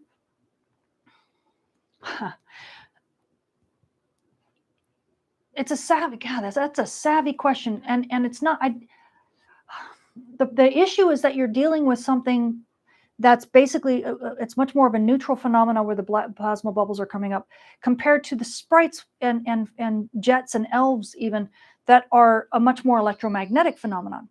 But I say that, and yet there are papers from some of the people who are just beginning, some scientists who are just beginning to try to couple the two regimes together. They are seeing that the sprites end up occurring when you have a thunderstorm or a hurricane. The sprites end up occurring at the travel time between, I think, I'm trying to remember now, the travel time between the where the hurricane like let off something or had a huge lightning strike or something, and the travel time between that and the upper ionosphere, you ended up seeing these electron depletions. I'm trying to remember. Oh, I wish I could remember exactly what it was. But there was at the time it took for gravity waves to travel from the hurricane or from the thunderstorm up to the E layer. And then you got this plasma depletion that then either caused lightning or caused the elf and sprite. I can't remember exactly what it caused, but you saw this mechanism occur where the amount of time it took for it to happen, like a few hours, was exactly what you would expect for a gravity wave traveling up from that disturbance up to the layer in which the disturbance occurred. And it was really kind of a neat study. And I got to bring that up. I don't have that with me today, and I'm trying to remember what class I had talked about that in. I think it was a Millersville class. But yes, there are certain analogs. So again, if you couple things according to gravity waves, then that is how the two systems bind together to a great degree. And although I can't say, it's not, the plasma bubble and a sprite isn't the same thing, they can be linked because the propagation mechanism for these things as they affect the ionosphere are gravity waves, the main mechanism. And I'll talk about that as we talk about this and other things. So it's a really good observation to make. And yes, know that when you get sprites and elves, blue and jets, elves, sprites, those types of things, that is a coupling from the neutral atmosphere up to the ionospheric layers.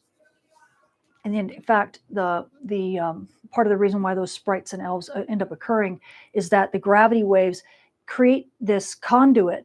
They actually, which lowers like this, the potential, the threshold for potential of draining of basically lightning of the electromagnetic phenomena that couples the two together. It lowers the threshold density that has to be reached, and so it creates this activation energy, which is like a catalyst in a sense, a catalyst for this electromagnetic phenomena to occur between the layers, between the charged regime and the neutral regime. It's really, really cool, some of the stuff that's coming out. And we don't have that many observations of it yet, so everything is very anecdotal and sparse. We don't have like statistical studies of it yet. But it's something that certain ionospheric physicists are beginning to really chase. And I think to a great degree, sprites and elves are going to be the mechanism by which we really look for the real connections between the two, and looking at gravity waves and trying to bring them together, because sprites and elves are obviously phenomena that we can easily measure, right? The problem that we have with a lot of these other phenomena is that we can't measure them unless we have particular equipment sitting in the regime that it's happening. With sprites and elves and jets, you can actually look at something from remote and do a remote sensing observation, which makes things, like this. This is a remote sensing. You're not sitting in that volcano. You're not sitting in that plume, but yet you see the plume come up, you see the radius of the splash, and you see the blast wave going out. A lot of science can be done just by staring at it from far away, right? That's remote sensing.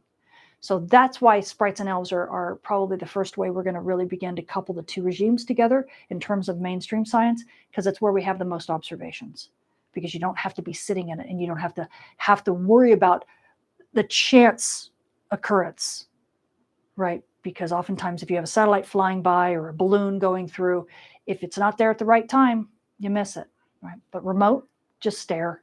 It'll happen eventually. So the chances of catching something and being able to do science with it is much higher with remote observations. Okay, sorry, I'm rambling. Okay, creates a concussion wave. Yes, Nick. Yeah, exactly. It does. It creates a concussion wave. We'll talk. As a matter of fact, I'll slide this down here so you don't have to keep staring at this thing. Oh, where is it? That's not the right one? Oh, that's not the right one. Here's the one I want. Yeah, look at this. I love this. This is a Hackaday article. Check out. That's the Tonga. Look at that blast wave. See how it propagates all over the globe. Now, again, it looks like a difference image. So very much like we use difference images with coronagraphs, they're using a difference image here. Satellite observations, you can just tell by the way the clouds are moving. That's a difference image. But yeah, that blast wave is insane for this Tonga thing, and I'll talk about it in a sec. When it comes to this subject in the sun, I only trust Tamitha. Oh, thank you, Sunwave. I appreciate that. Oh, good. PJ1, that light bulb went on. Excellent, excellent. The volcano analogy makes a lot of sense. Yeah, it does, doesn't it? I was surprised. It just kind of dawned on me. That's the whole thing about teaching. You don't realize you understand something until you try to teach it. And oftentimes analogies really, really help us because we know this stuff better than we think we do. We just don't know it in the context by which it's being taught, right? But that's the neat thing about physics is that the fractal nature or the nature of recurrent systems occurring over and over and over again is really, it's just so fundamental. And it doesn't imply causality. That's the thing that I see a lot of people make mistakes with. And sadly, a lot of fringe scientists make this mistake, is that because they see the same physical mechanism occurring in different regimes, they assume there's causality and there's connection there. And it's like, no. It's just that this particular mechanism happens everywhere. Like Kevin Helmholtz instability, for example. That happens in clouds, right? That happens at the neutral weather. You can actually watch these Kevin Helmholtz really kind of cute curly waves that look like this. They go, whoops, no. Get off, go down. They go like this. Oh, shoot. That was terrible. Like this. And they can get, and you can get really cool formations that look like that in clouds because you get the same kind of thing. You get an upwelling, very similar to what we're talking about. You get an upwelling of stuff from below and you get a downwelling of stuff this way. And so they end up causing, and I'm not drawn as good a diagram as I could, but you get an upwelling of stuff and then they begin to eddy and you get vortices. And the more you see them, you can actually even watch them in clouds. You get this rotation. Whoops, let me just draw a rotation pattern, right? And so you can get these vortices that occur. And that causes these things to curl up even more and curl up even more and curl up even more because you just keep getting more and more rotation as these things, as the density swirls around, right? So that's Kevin Helmholtz instability. And the funny thing, this stuff that happens so often in clouds, and sometimes you see it as you look up in the cloud and go, wow, look at that, cool. It looks like funny sea, like ocean waves about to crash, right? Breakers about to crash. This happens at the Earth's magnetopause. So it happens at the nose of where the Earth's magnetic shield is. But that doesn't mean the clouds are controlling the Earth's magnetic shield, or the opposite, the magnetic shield is controlling the clouds. It's just the same phenomenon, the same physical mechanism is occurring in two different places because these mechanisms occur everywhere. Right? Same kind of thing. People say, oh, well, there's Alfvén waves on the sun in coronal holes. Oh, well, there's Alfvén waves that are occurring in earthquakes. Therefore, they're connected. No. They're not connected, not like that. So I see that kind of stuff in fringe science all the time, and it's a little bit frustrating because, enjoy the beauty of physics, of the fact that there are all these different mechanisms that you see in very familiar ways, right? Like a stone dropping in the water. There's a physical mechanism that's causing this, right? And yet that stone dropping in the water is not why this this volcano is making this ripple, right? It's the physical mechanisms the same, but the actual events aren't connected. This isn't even happening in water. This is happening in the atmosphere, right? So it doesn't mean water is affecting this. No, it's just that physical mechanisms occur over and over and over again, and it's not really I shouldn't really call it the fractal nature of the universe because that's just on different scale sizes. You see the same phenomena. That is one aspect of physics, but it's not it's not really what we're talking about here. We're just talking about the same physical mechanism can occur in all sorts of different regimes. And we have to be careful to remember that and use it wisely. So we use it in the sense that, yes, you can connect these different regimes, or you can connect your mind to understand a physical phenomena by using its analog in some other regime, in some other way. Okay, but it doesn't mean the two things are linked, other than they just share the same physics. Okay, so hopefully that makes sense. I guess I should. It would be great if you did a class on how space weather affects Earth weather. Well, we're going to talk about. That's a good segue. I'm going to talk a little bit about that now. So I forget who it was. Someone on Patreon. Forgive me. I apologize. I forget who asked me. They said, please go into a little bit about this and what happened. Was there some space weather, or was there some weather effects? Did it affect space weather? Did it affect the ionosphere? Yes, it has. Can I go into it specifically? No. And the reason why I'm not going to give you specific examples of this event is because the people who are working on it, the space weather physicists, ionospheric physicists who are working on it, are still working on it. And they are, the work isn't published. However, I will tell you where to go to find it. If you are a hamsci.org member, or if you are interested in their forums, go to the HamSci forum. You will see a ton of preliminary work. Some of it is coming up to dead ends, and some of it is fascinating. None of it is published yet, so obviously be kind to the people who are working on it. This period of time when this happened is not such a great period of time. And if those of you who are paying attention, right, you actually realize why, in just a second, why it's not such a great period of time. And I'll also tell you something else cool. Out of everybody who's done this, right, all of these people who are writing these articles, and I'm not going to single out, well, I won't single out any of these articles, but all these people, the volcanologists and all these other people who are working on, this stuff with the neutral atmosphere and talking about all the effects and how it's happening, and ooh, look at this cool ripple, and ooh, look at that cool wave. What do you think they're leaving out? Space weather, right? How many of you remember January 14th when this eruption occurred? Did any of you remember?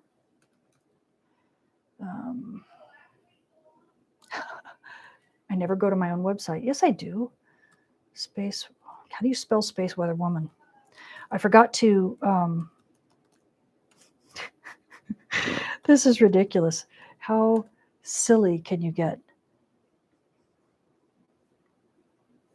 The reason why I'm going here is because January. Oh wait, let me go to, because I have a picture I want you to see.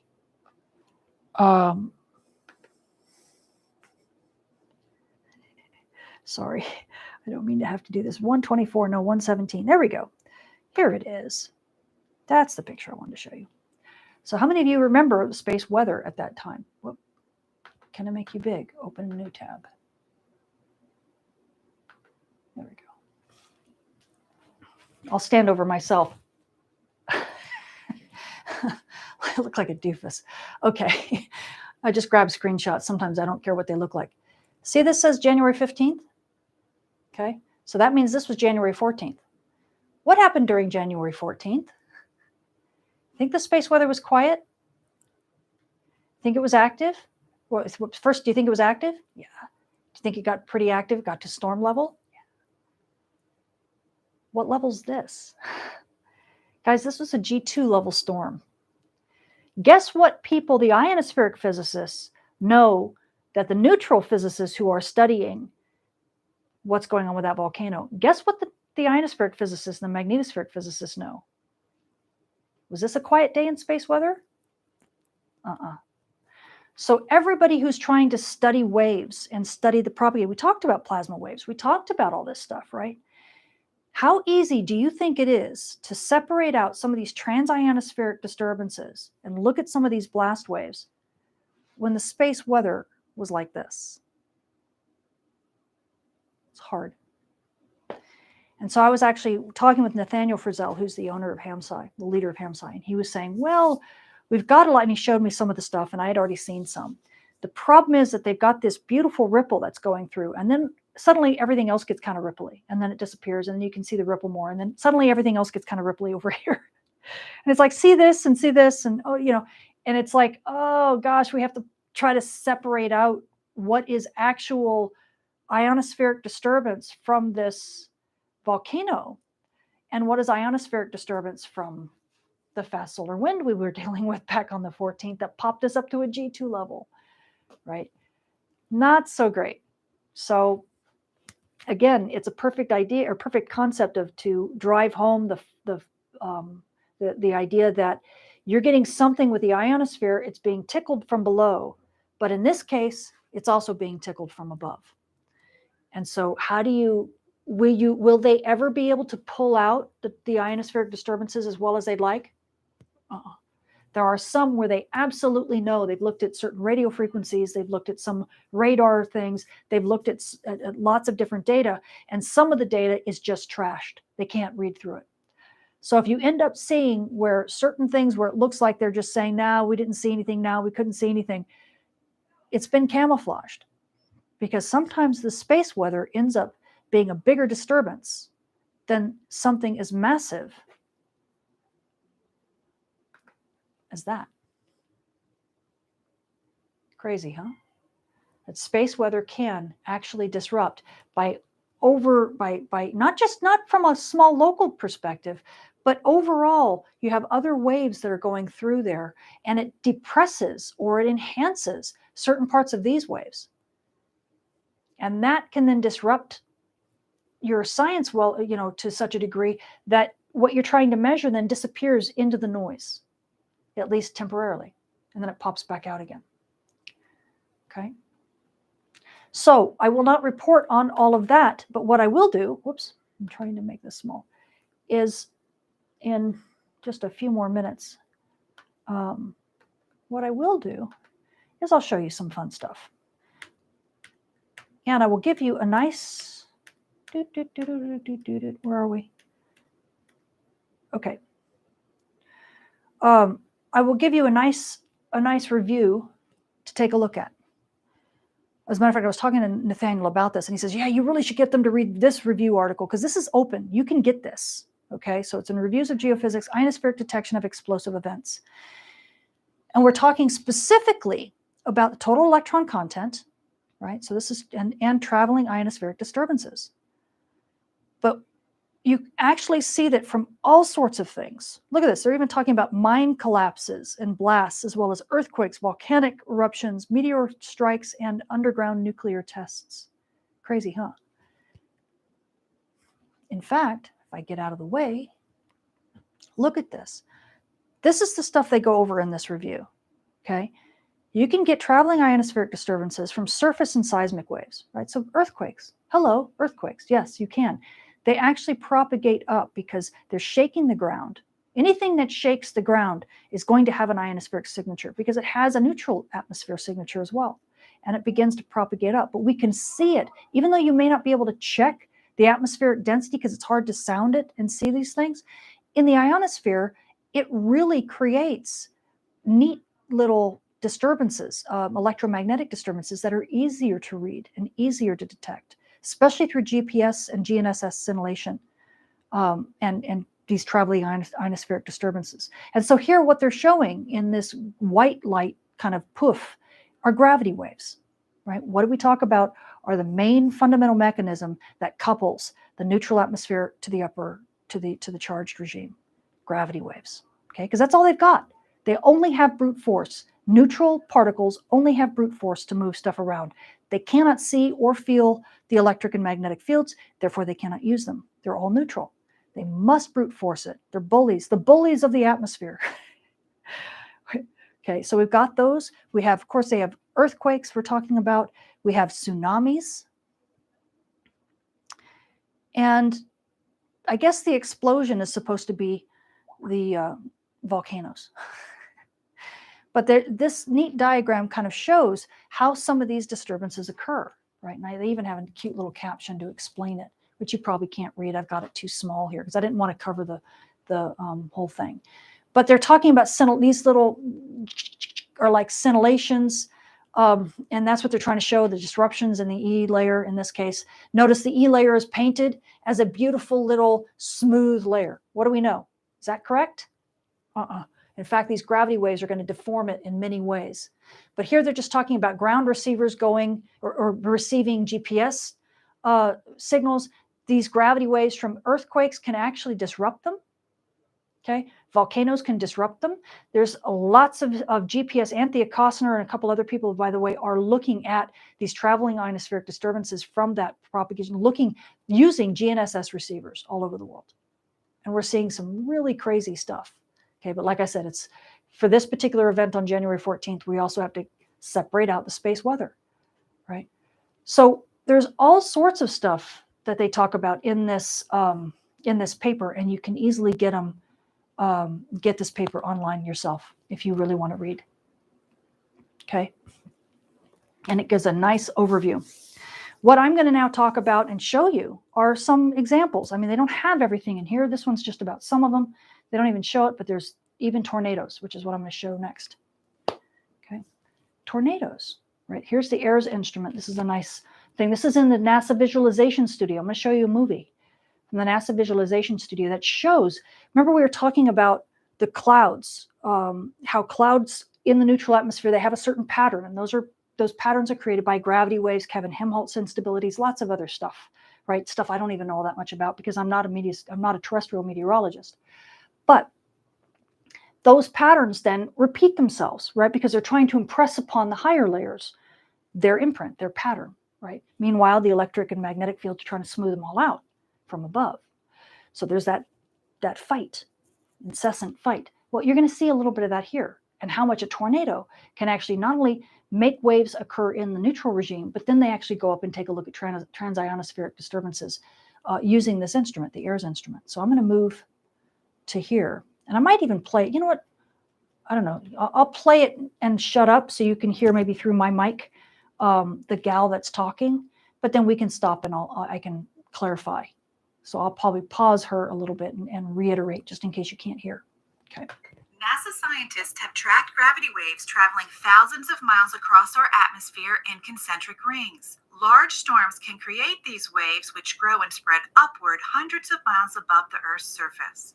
The AIRS instrument on NASA's Aqua satellite detected gravity waves in the troposphere and stratosphere 12 hours before a deadly EF5 tornado in Moore, Oklahoma in 2013.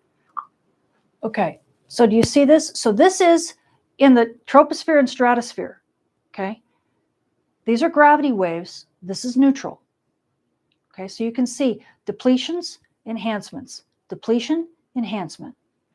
So if I were to draw on this for a sec, I'm red. Is that going to be a good? Let me do green because I don't see much green. All right, let me see here. Where am I? Right here. So this is depletion, and this is an enhancement.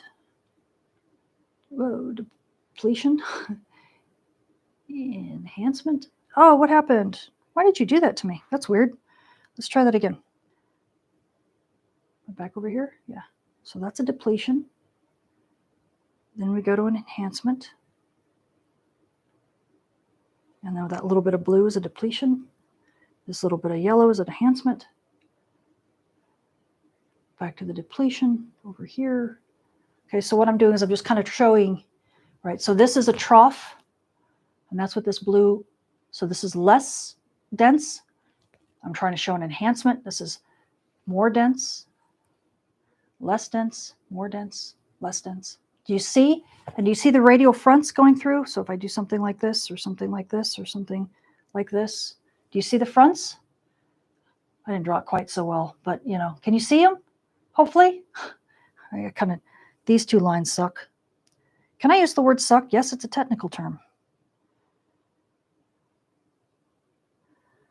Let's see, this line, this first line's pretty good. Green. But the second line needs to be more like this. Whoops, not erase pen. Like this, maybe? Yeah. Oh, don't make it straight, you pain in the tush. There you go. It's a little bit better. And then this one over here, I'll do another depletion. It looks like it's kind of going like this. Yeah, not quite. Yeah, let me do it one more time. Looks like more like this. There you go. How's that? Can you see that? So do you see this? That's a front, right? Here's another blue front. Probably could have drawn that. And the yellow front is even cooler. Ooh, aha, all the way down, right? And then here's another blue front. Okay, this is all neutral. This is the neutral regime. Got it? Hopefully everybody sees that, right? And here's another front, big high density front. Okay, so I'm going to clear that. Hopefully that made sense. Okay, so leave that. Let's continue, because now we're going to go up. We're going to go up to the ionosphere. On the instrument's next pass, 11 hours later, it detected even stronger waves. We pull up 250 miles to the ionosphere, where the waves can be observed by GPS. Okay. Oh, shoot. Back. Oh, no. You pooper. Did I say pooper? Hours before a deadly I have more colorful metaphors, but not in mixed company here. On the instrument's next pass, 11 hours later, it detected what I want to even stop stronger at. Waves. We pull up 250 miles to the ionosphere. NASA scientists Why is it doing that? gravity waves Oh my traveling Lord, thousands please stop of where I years, asked you 12 to. hours before a deadly EF5 tornado in Moore, Oklahoma in 2013. Come on. On the instrument's next pass, 11 hours later, One it more time detected here. even stronger waves. We pull up 250 miles to the ion. Okay, I'm stopping a little bit earlier. So what I was trying to get to that was incredibly painful was that now you see these fuzzy areas here that are slightly different color, and when you watch it, you can see that it moves at a slight. It looks like you can tell it's a different layer. It's above it. It's not moving quite in the same. Just like when you look at the atmosphere, when you look something closer, it moves much more rapidly than something lower than you. So you see this moving differently than that. All that patchy stuff that we saw down there. Those were the stuff in the yellow and red and dark. This pretty blue. These were the gravity waves in the neutral atmosphere. Now, when we get to this green, they really should have changed the color scale. They have this kind of funky, I don't know, what is this, puce color green and kind of a mint color green. That's the color scale we're using for the higher layers now. So this stuff is all charged. This is the charged atmosphere now. Okay, so these are trans-ionospheric disturbances. These are the waves in the charged atmosphere that are being measured totally differently, okay, by a totally different mechanism. Same instrument, but a totally different way. Are you going to play? NASA scientists oh my have Lord! gravity waves traveling thousands. All right, enough of that. Why does it keep restarting? Anyway, I'll let it play now. Pass 11 hours later, it detected even stronger waves. We pull up 250 miles to the ionosphere, where the waves can be observed by GPS satellites. Here, gravity waves are shown in greens and yellows, like ripples in a pond. The waves in tornado were both produced by a long-lived storm system. So did you see that? I'm scared to go back because here's where you see, okay, so you see in this case, they're showing these gravity waves, the wave fronts that are not really well defined. I think the best gravity wave front is really this one here. Let me back up a little bit more. And they're showing gravity waves here. That's where you can't really see that yet, but watch them as they move out, starting right about now. See, do you see them? Do you see the fronts here? Let me stop here. See that? Look. Whoosh. And then the mint green, and then the puce green again, and then the mint green, and then the puce green, and then the mint green again. See the layers? And you can see it even clear down here, where this is kind of, so they're radially, and I don't know if I can draw this. This will be crazy if I can draw this. Down this way. Red. Shall we see if I can do it? I have no idea. Let's see. Okay, so over here. I'm just trying to figure out where the center of this tornado is. Right there. Okay.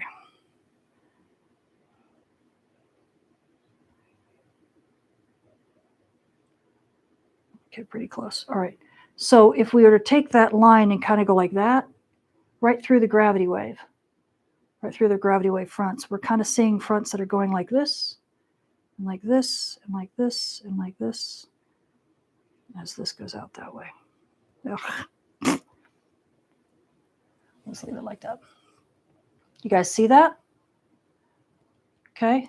That's where the biggest gravity wave front is. Of course, there's gravity waves here too, going out this way. You know, you kind of see something like that, but it's not nearly as good. So I'm not going to worry about it. I think this direction is probably the best, where you actually see waves that are really aligned and you know, in a radial fashion. These are the ripples from the pond. And so if I back this up, I'll keep that diagram on for a sec, so you can kind of see the direction it's going. Because I don't think their little gravity wave, you know, word here is very, very intuitive. Please play. Don't start over. Good. The waves in tornado were both produced by a long-lived storm system. Understanding the spread of gravity So waves, then it kind of goes away. Now, you can imagine, right? These aren't quite, and you can even see some over here. These aren't quite as easy to see as the gravity waves in, you know, down below, lower layers, right? Imagine superimposing, because this is being done by GPS satellite. I thought Aeros had actually done it too, but it looks like it was all GPS satellite scintillation, the same kind of stuff that is being done right now for that volcano explosion. This is probably during quiet space weather. I didn't check to see back in 2013 if it were, but you can see how very rapidly that very little disturbances in space weather could actually make this go completely away and just make it impossible to notice. Right? So that's the thing, is that when you go from the neutral regime into the upper atmosphere, into the recharged regime, now you have so much more going on with both electric and magnetic fields that this kind of stuff can suddenly become a nightmare to try to separate what's going on from the bottom and what's being driven from the top. Okay, hopefully, any questions on that? You guys have any questions? I'm going to, hopefully no one minds if I erase this, so you can now see it without.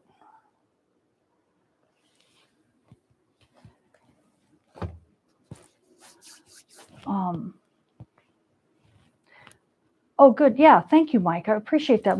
Mike's put a nice link online to, is that to this one or to that review article? One of those two, I think Mike has put up in there. Thank you for doing that. That was great. Reed Timmer's gravity wave sensors fit in his hand. Yeah, that one. That's one of the things that I definitely would like to be able to start dealing with, is getting the storm chasers who have a lot of instrumentation for the neutral atmosphere to start looking at and taking their sensors and moving it into the upper ionosphere, so that we can study more of this kind of thing, right? And hurricanes, because they love to go chasing this stuff. So why not have a space weather sensor, you know, as well, or have have something that can fly if it's a drone, be able to fly and measure some of this stuff, so that we can, you know, try to start getting things that are in situ as well as remote sensing.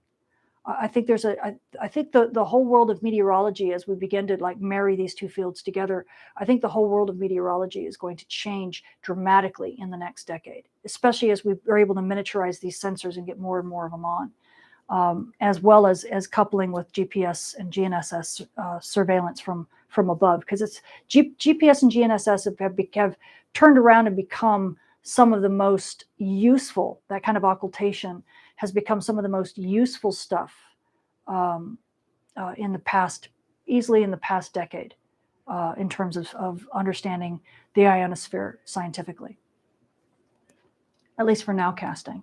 But it gives you an idea, hopefully. Okay. Wait, so where am I? I think that's just a slide, isn't it? Yeah. Okay, so here's another one. The Toku-Oki earthquake. This is also a NASA visualization, and I don't have the paper for this, but again, this is easy stuff to find, because these are very well published. Okay, and in this case, do I have a link? No, I think I just go to the movie. And you can watch this. This is even better. So this is the Japan, not just the earthquake, but the tsunami as well. And this is from 1,200 GPS receivers. And so not much is going on, but as soon as you see that, there it goes. Look at the ripples, both in the water from the tsunami and ripples left over from the ripples left over from the earthquake itself. And look, you see how they continue to propagate? The reason why this stuff is moving is because the GPS signals themselves are changing. And so the relative locations are trying to map it so that the relative locations are the same on the ground. And you can learn a lot more. I'll play it again. You can learn a lot more. I think it just plays it. I think it's just playing it one more time for us. So the shadow, or the what should I say, the footprint, that's what I should be calling it. The signal footprint on the ground is changing. The GPS receivers aren't, but the signal footprint is changing. So it's showing it through the atmosphere where it is. And that's why you're seeing this. The receivers themselves on the ground are not changing. It's just as the satellites are changing, that's where the footprint is being seen. And that's the part of the atmosphere that's actually being able to be mapped. Okay. And you're actually seeing bounces. If I recall, you're seeing actually propagation, then it comes back around the world. It might have gone around the world and back again. I forget the detail. But you can get a lot of detail on this particular event because there's been a lot of work that's been done. But notice how long ago, right? To get this level of detail and get science that looks this pretty, this takes a while. And this is why I'm not revealing some of the very rough preliminary assessments that have been done for the event that we just had in January, other than to say that yes, we are seeing stuff, but it's really hard to see, and it's hard to separate out all the different wiggles because there's so much other stuff going on.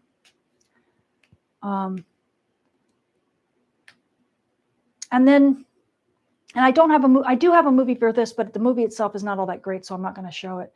But here's another one I believe this is in the visualization studio. And what this shows is through SAGE aerosol data. And it actually shows over a course of years, it shows different plumes coming up from different phenomena that occurred. And you can see the phenomena that they've included is in this article here.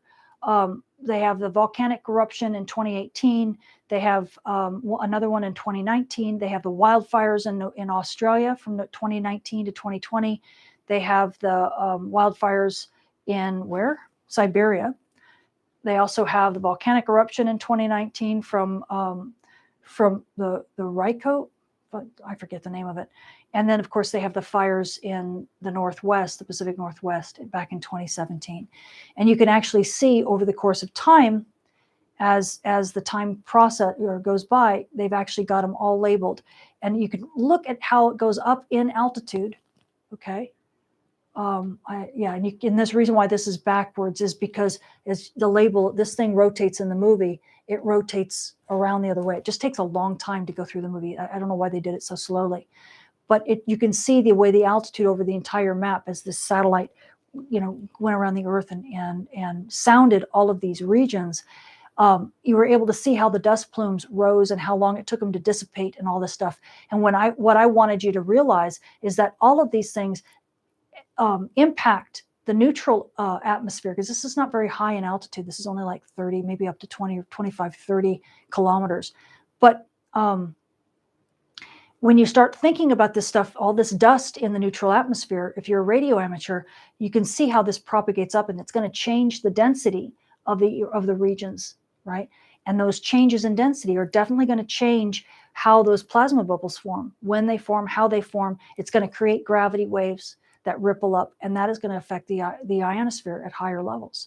So again, it's not just something like, big tsunamis or big earthquakes or big, I heard of something break, or big hurricanes that can affect us. We can get things like wildfires affecting us, tornadoes affecting us, small local scale stuff. Okay, obviously volcanoes, but they can create these gravity waves that end up making passes that go all the way to the Earth. I mean, all the way around the Earth, right? If I pull this down, right, and I go back to this picture. Right.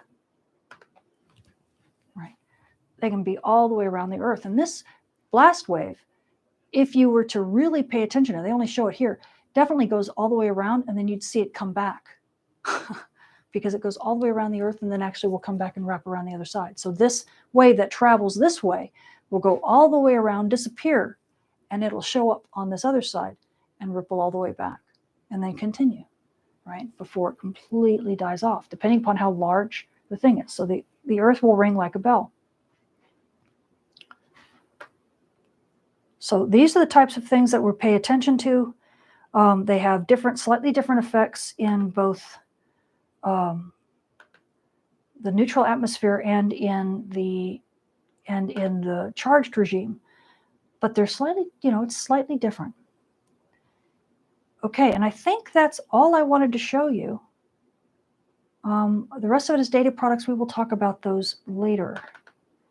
So if you can, if you're much more interested, here's, for at least for the volcano, here is a very good paper to read to get you more,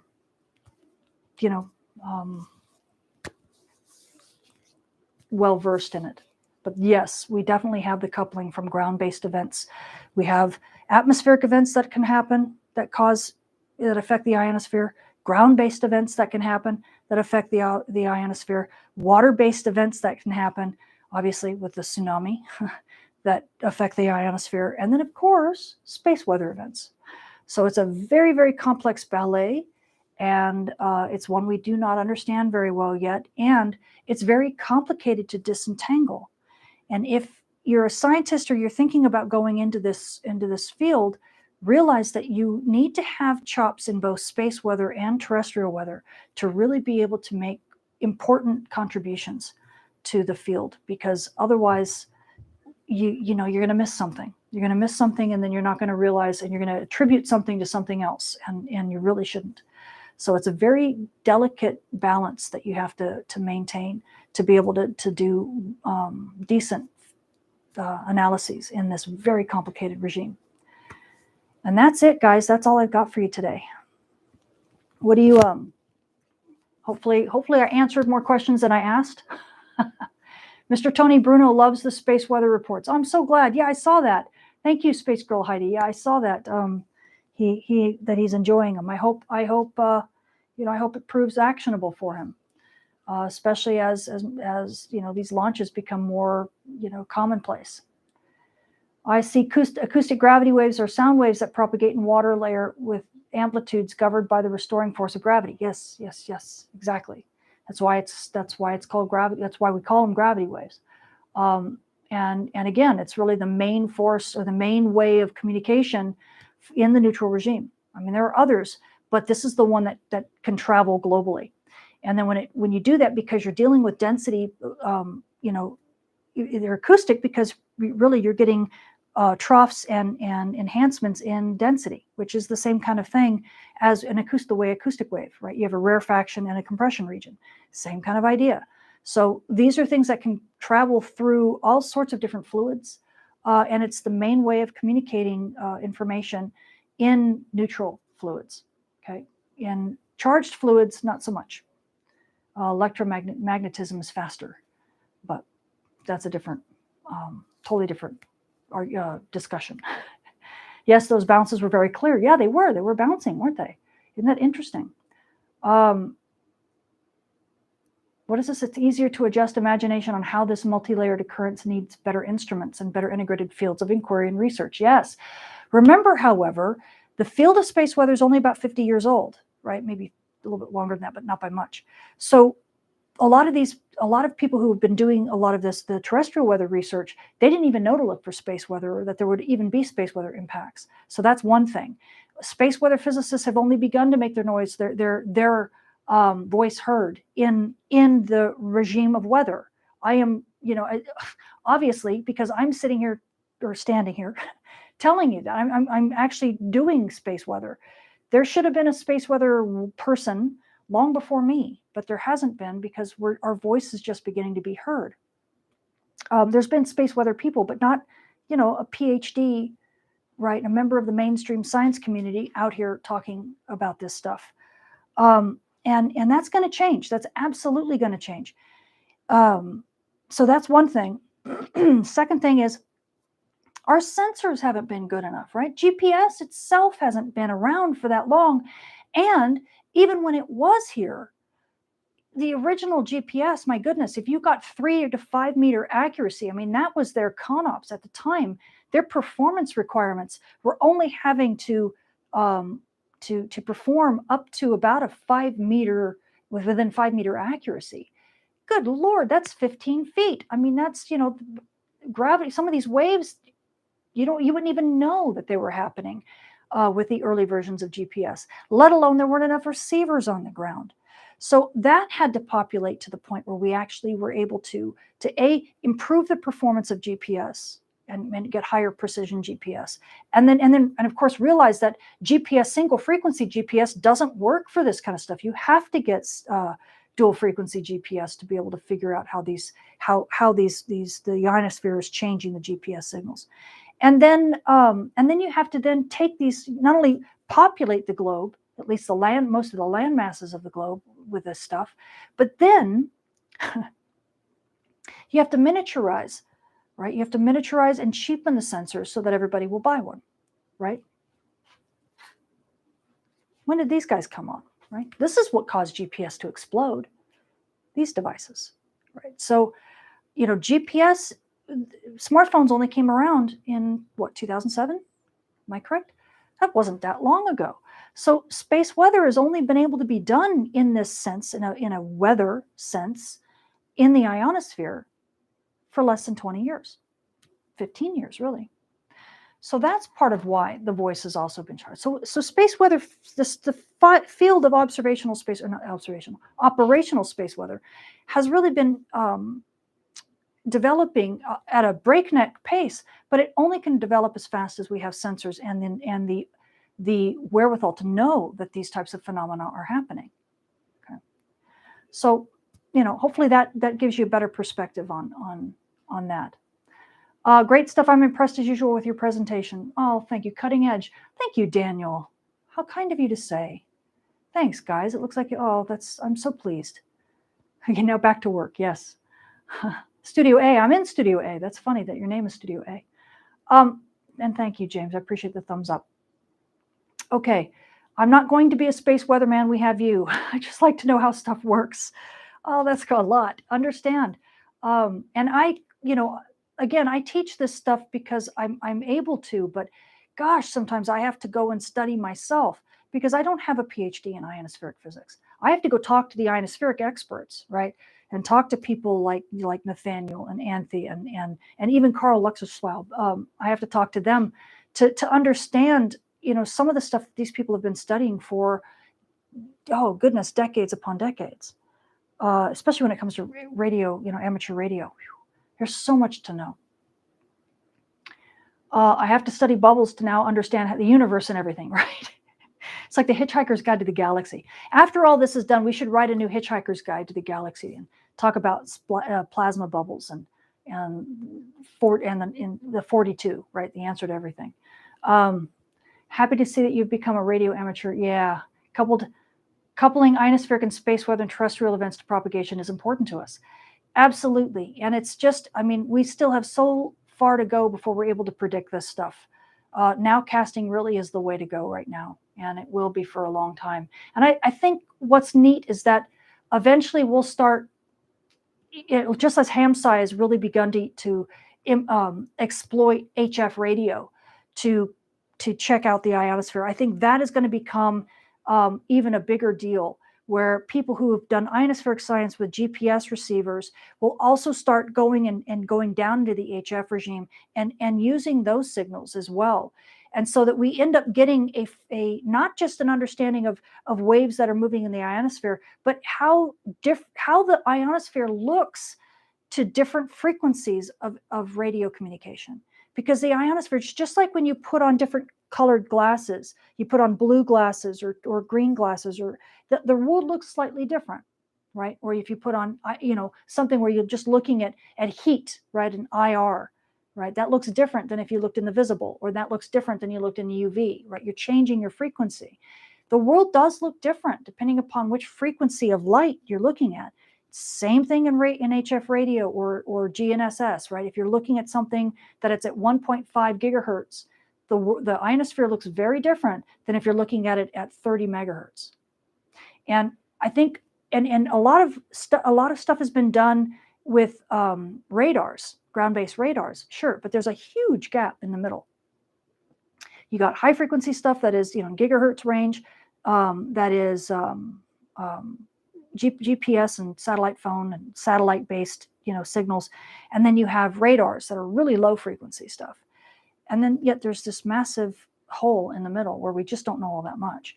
And so I'm waiting for a lot of the ionospheric physicists to go, hey, we should become radio amateurs so that we can, exploit all those different frequencies and then do comparisons where we put on the blue glasses and we put on the IR glasses and we put on the UV glasses and we compare and say, wow, that's the same. No, that's different. No, that's the same kind of thing. And really start understanding that the ionosphere is not just one place.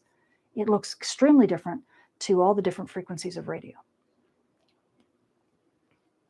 I love 42. That's cool.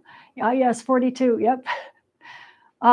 Josh says, thanks, Tamitha. I was really annoyed by the gravity waves that aren't gravity waves until you explained it. Oh, right. Well, I'm glad you understand. Yeah. Yeah. It is frustrating that we use a lot of the same phenomena or a lot of the same names for different phenomena, and we mean something totally different. Yeah. It's still based on gravity, but it's used in a totally different sense. The Hitchhiker's Guide to Plasma Bubbles. Yeah. That is perfect. That's where we should do it. Oh, we should Hitchhiker's Guide to Space Weather, right? Instead of the galaxy of space weather. Yeah, that'd be funny. Tesla was into this. Oh, really? Okay, cool. Oh, thank you, Frank. Hello from France. I appreciate that. Very soon you're going to see a documentary on the Art Network that will have me in it. We shot it yesterday. I'm not sure when it'll come out, but I'll be sure to let you all know. And it was a lot of fun. It's going to be dubbed. So it's going to be dubbed in German and in French. So look for it on the Art Network, ARTE. And it's actually 42, The Answer to Everything. That's actually a series. I was kind of laughing at the fact that I was actually doing that documentary yesterday, and that's the title of it, The Answer to Everything. And it's all about space weather. So one day you will get your QSL card. Yeah. I have them, but I'm not radioactive. I need to get radioactive. Oh, hi, Sam Ash. I know I still owe you an interview. I'm so sorry. The electromagnetic spectrum photons are a massive ULF radio up to petatron radiation. Oh my goodness. Yes, that's true. Very, very true. And an ultra low frequency. I mean, we use ULF waves even to communicate. If I recall, we communicate to submarines. That's not the ULF range is not really something that we worry quite so much for space weather because it's so low. I mean, that's even lower than people worry about with the neutral atmosphere. But yeah, it's definitely a very important part of the electromagnetic spectrum. 7.83 hertz. Yeah, we're talking about almost Schumann resonance type stuff is what we're beginning to talk about when we get down that low. Not really space weather related. But you do get it from lightning and other things like that, Schumann resonances, and I don't go into that because it's much more about the neutral atmosphere, and it's in the hertz range, And there's I forget how many different Schumann resonances there are, and 7.83 might be one of them. As a matter of fact, I forget off the top of my head. Yeah, make the ionospheric scientists more radioactive. Absolutely, that's what HAMSCI is all about. So they're working on that, and I think as HAMSCI continues to infiltrate I say that playfully, the scientific community, more ionospheric physicists are going to realize how powerful HF radio is as a probe in the ionosphere. Right now, they're dazzled by the GNSS signals, but once they wrap their minds around that, they're going to start looking for other pay dirt. And I think they're going to find it in looking at different frequencies and not looking at just, a single frequency, a single signal to sound the ionosphere, but rather the comparison of this frequency to that frequency. And they're going to find differences, and they're going to find a whole plethora of science just in the comparisons. because there are massive differences. So, and that's of course going to wake up a lot of space weather people, because space weather also affects HF, different frequencies of radio communications in different ways. So there's going to be a whole playground that's going to open up here in the next decade. I wonder what HAARP figured out that we don't get to know about. Scientists are still working with HAARP dramatically. What we found out with HAARP is that you can't do with it what you wanted to do with it. It can be an ionospheric heater, but the ionosphere is constantly trying to okay, Evelyn, I got it. The ionosphere is trying to, what we talked about with electric and magnetic fields, it's constantly trying to smooth stuff out.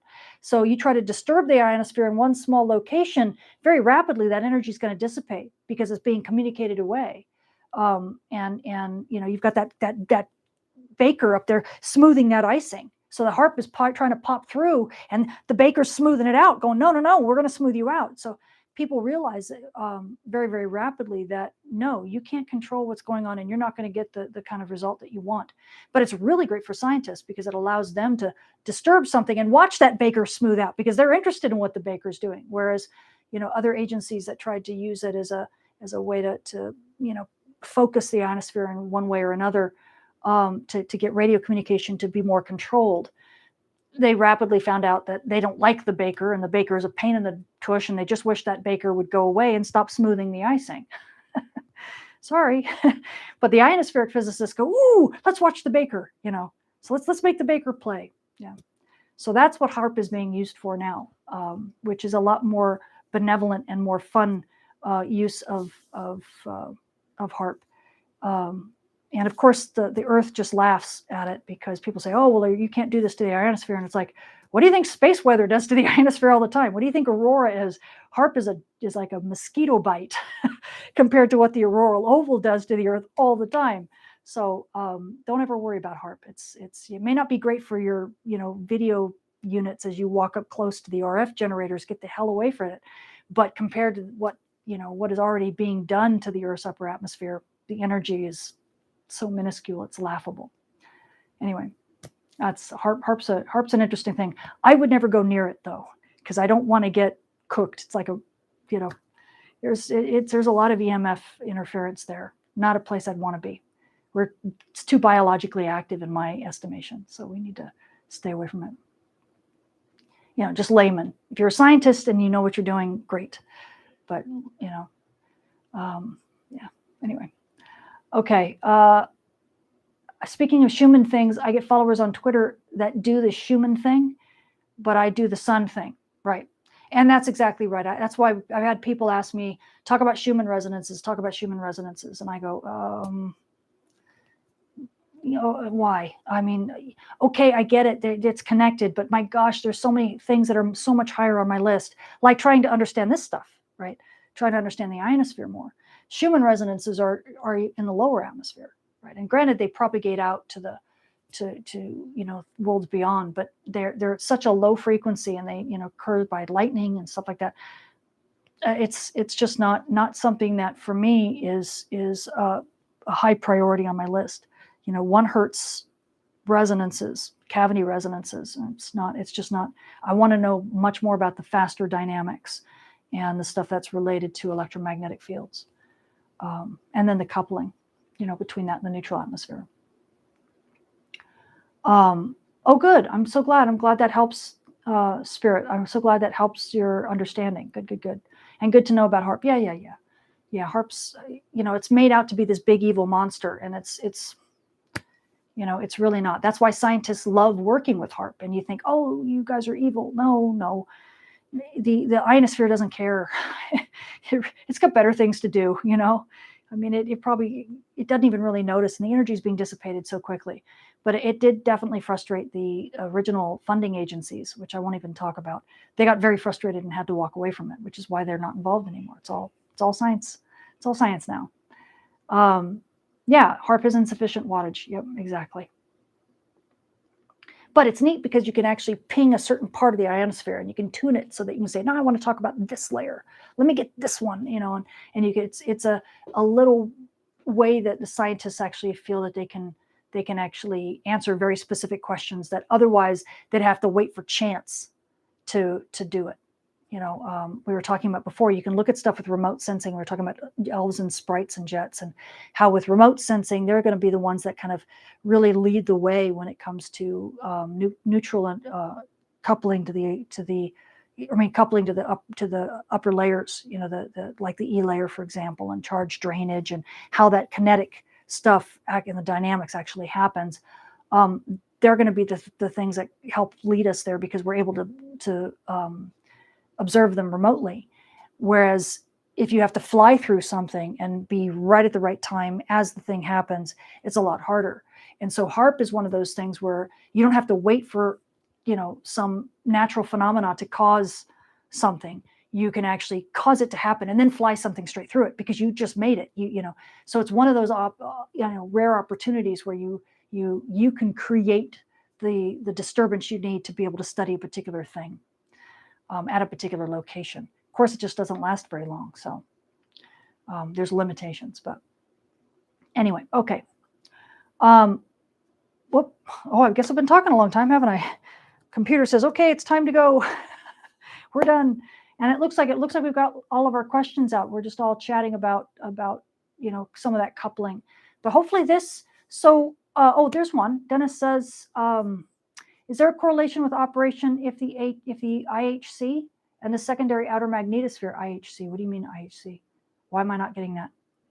IHC. Ionospheric something? I don't know. Is there a correlation with the operation of the IHC and the secondary outer magnetosphere presence and intensity? I've watched for a decade. I don't know. What do you mean the IHC? Am I reading that right? Is it IHC, LHC? I don't know. Anyway, give me that again, Dennis, and I'll see if I can understand the question.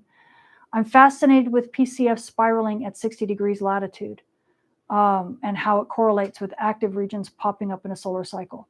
PCF. Now, God, the second acronym I'm not registering today. But we're talking about. Are we talking back to the sun? The active regions popping up. I'm not sure. I'm not going to talk about the sun right now, because that's not really part of this. We'll have to do a different class for that. Patiently awaiting the X28. I am not. Let's not get an X28 plus. That'll be like a 1989 event. We'll have power grid issues. I'm not super excited about that.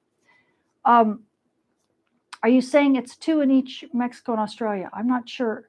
What do you mean, Mexico and Australia? I'm getting lots of questions that I don't understand. I hate to say it. Samuel Ash Tamitha, always a delight. You're very welcome. Oh, the Large Hadron Collider. Oh, goodness. I don't know. I don't know. I don't know how well they shield it. I don't know with the Hadron Collider what kind of magnetic field it generates. Could there be local anomalies in that area? Yeah, probably. There are ways of containing a magnetic field if you use the right geometry and image, have other image. Let me not get into it. I'm thinking image dipoles and things like that. Things that allow you to bend and change the magnetic field so that it stays out of a certain containment area or stays within a certain containment area. But I don't know the details of the Hadron Collider to know that. I would think that they're extremely careful because there are certain safety protocols that you have to have. And big, strong magnetic fields are not something that can just be allowed to propagate because they disrupt everything, right? Electromagnetic fields are insanely pernicious, and they get into everything and really mess up electronics. So I would think that they've been more careful, but that's an interesting observation. I don't have time to look into that though, but I mean, it's a valid question. I just can't answer it for you. I'm sorry about that. Oh, polar crown filament. We're talking about 60-degree latitude and how it correlates with active regions popping up in a solar cycle. Polar, there's actually a lot of, if you talk to Scott McIntosh, for example, he will talk your ear off about this stuff. There are definitely patterns and ways things occur. When you have a rush to the poles, it's actually showing that a solar cycle is about to end. And, obviously with the butterfly diagram, you have sunspots that start at high latitudes and propagate to low latitudes over the course of the cycle. And that has everything to do with the new magnetic field, with the dynamics of the magnetic field and the new bands of the new cycle, always starting at high latitudes. And then they get, because of the meridional circulation in each hemisphere, very similar to we have the meridional circulation here at Earth in our atmosphere, and at Jupiter, for example, another one, because they're rotating, right? These rotating bodies all have the same kind of forces in them. Remember, we were talking about the same physics occurs time and time again. Yeah, same idea. So you have these the bands of the magnetic field will kind of sit there at high latitudes and just wait to be able to get active and start compressing themselves, but they have to wait for the prior bands, the prior magnetic bands, to annihilate themselves and get out of there, so that magnetic force, that's the pressure, is not pushing against them and preventing them from descending to lower latitudes. And once that starts happening and they're able to descend, that's when you start getting a lot of space weather. And really, the sunspots manifesting are part of that process, and that's why they're part of that space weather process and part of that dynamics. So that's why you see them popping up at high latitudes. But the polar crown filaments, that's part of the rush to the poles that happens prior to. So there is a whole process, and again, this is a different class than this. But I would say that if you're seeing patterns, you're supposed to see the patterns, and yes, it will happen again and again and again every cycle. So, okay, guys. The secondary outer magnetosphere completely disappears when is offline for long enough. I have no idea. I mean, the magnetosphere, we have different components to the magnetosphere anyway. So, the dipole component of the magnetic field is flipping, right? That's the component that's disappearing, and then will come back reversed. After that, while that's happening, of course, then it's going to reveal the octopole component, the quadrupole component, and then the octopole component, and then higher order terms, which are weaker, granted. And that, you need to be a little bit careful when you think of these local things and whatever you're looking at when it comes to the magnetosphere, simply because we are in a period of transition with a dipole magnetic field. And so if you're looking at stuff from way back in the day, and now you're looking at stuff now, when you're comparing the two, you may not be comparing apples to apples in that sense. So just be aware. I don't have the answer to your question, but I'm immediately seeing how you could hang yourself up on something and attribute something to something, to attribute some magnetic anomaly that you're seeing to something other than what actually may be the truth. So just be careful if you haven't already done so. Okay, I'm not saying you've done it. Just in case. Okay, now this will be the last question. Julian, you're asking me one thing. Thank you so much. Did you change something, your setup? You are quicker to point to things on slides. Yeah, I actually, my setup, I actually did do direct line in right now. I was using the NDI, but in my internet right now, my router is not being able to handle it. My daughter does Oculus now, so she takes up a lot of bandwidth on our router. And so I decided to go straight in. So that's why things are probably faster. And also, I've stopped using my Sling Studio setup. I now use all OBS and NDI to integrate all this stuff together. So things are faster. Yes, this was what I promised I would do when I got 500 to 500 patron subscribers, and they've generously made it possible for me to upgrade some of my equipment. And that's what I did, is I upgraded my equipment doing that. So thank you for noticing. I appreciate that, Julian. So, okay, guys. Yeah, thank you, Earth Changes channel. I appreciate you. We will be there approximately April 2023 through customs placement. I'm not sure. Okay. I'm not exactly sure what you mean by that, but yes, we are going to continue to have our dipole field diminish. Don't worry, we're not going to see the flip in our lifetimes. I really don't think it's going to happen. I think it's going to happen in the next maybe 300 years, maybe a little bit less. But we will see lots of changes till then, and we actually might even have issues with our compasses because things are changing so dramatically. I would love to be alive when we actually watch the North Pole and the South Pole split into a northeast, northwest, southeast, and southwest pole, because when the quadrupole takes over, the quadrupole component, we're going to have 4 poles for a little while. Pretty cool. We'll have aurora in 4 rings around our planet. Really neat. Don't worry about it. The sun does this every 10 years. Okay, every 11 years, the sun, its dipole field component flips, and we get a multipolar sun. Okay, multipolar sun. Sun does just fine. Earth has done it before. Earth will do it again. It's natural. And it's not going to cause our oceans to boil or our atmosphere to boil off or any of that stuff. It's just going to give us some really cool aurora at mid latitudes for quite some time. Yeah. Anyway. All right, guys.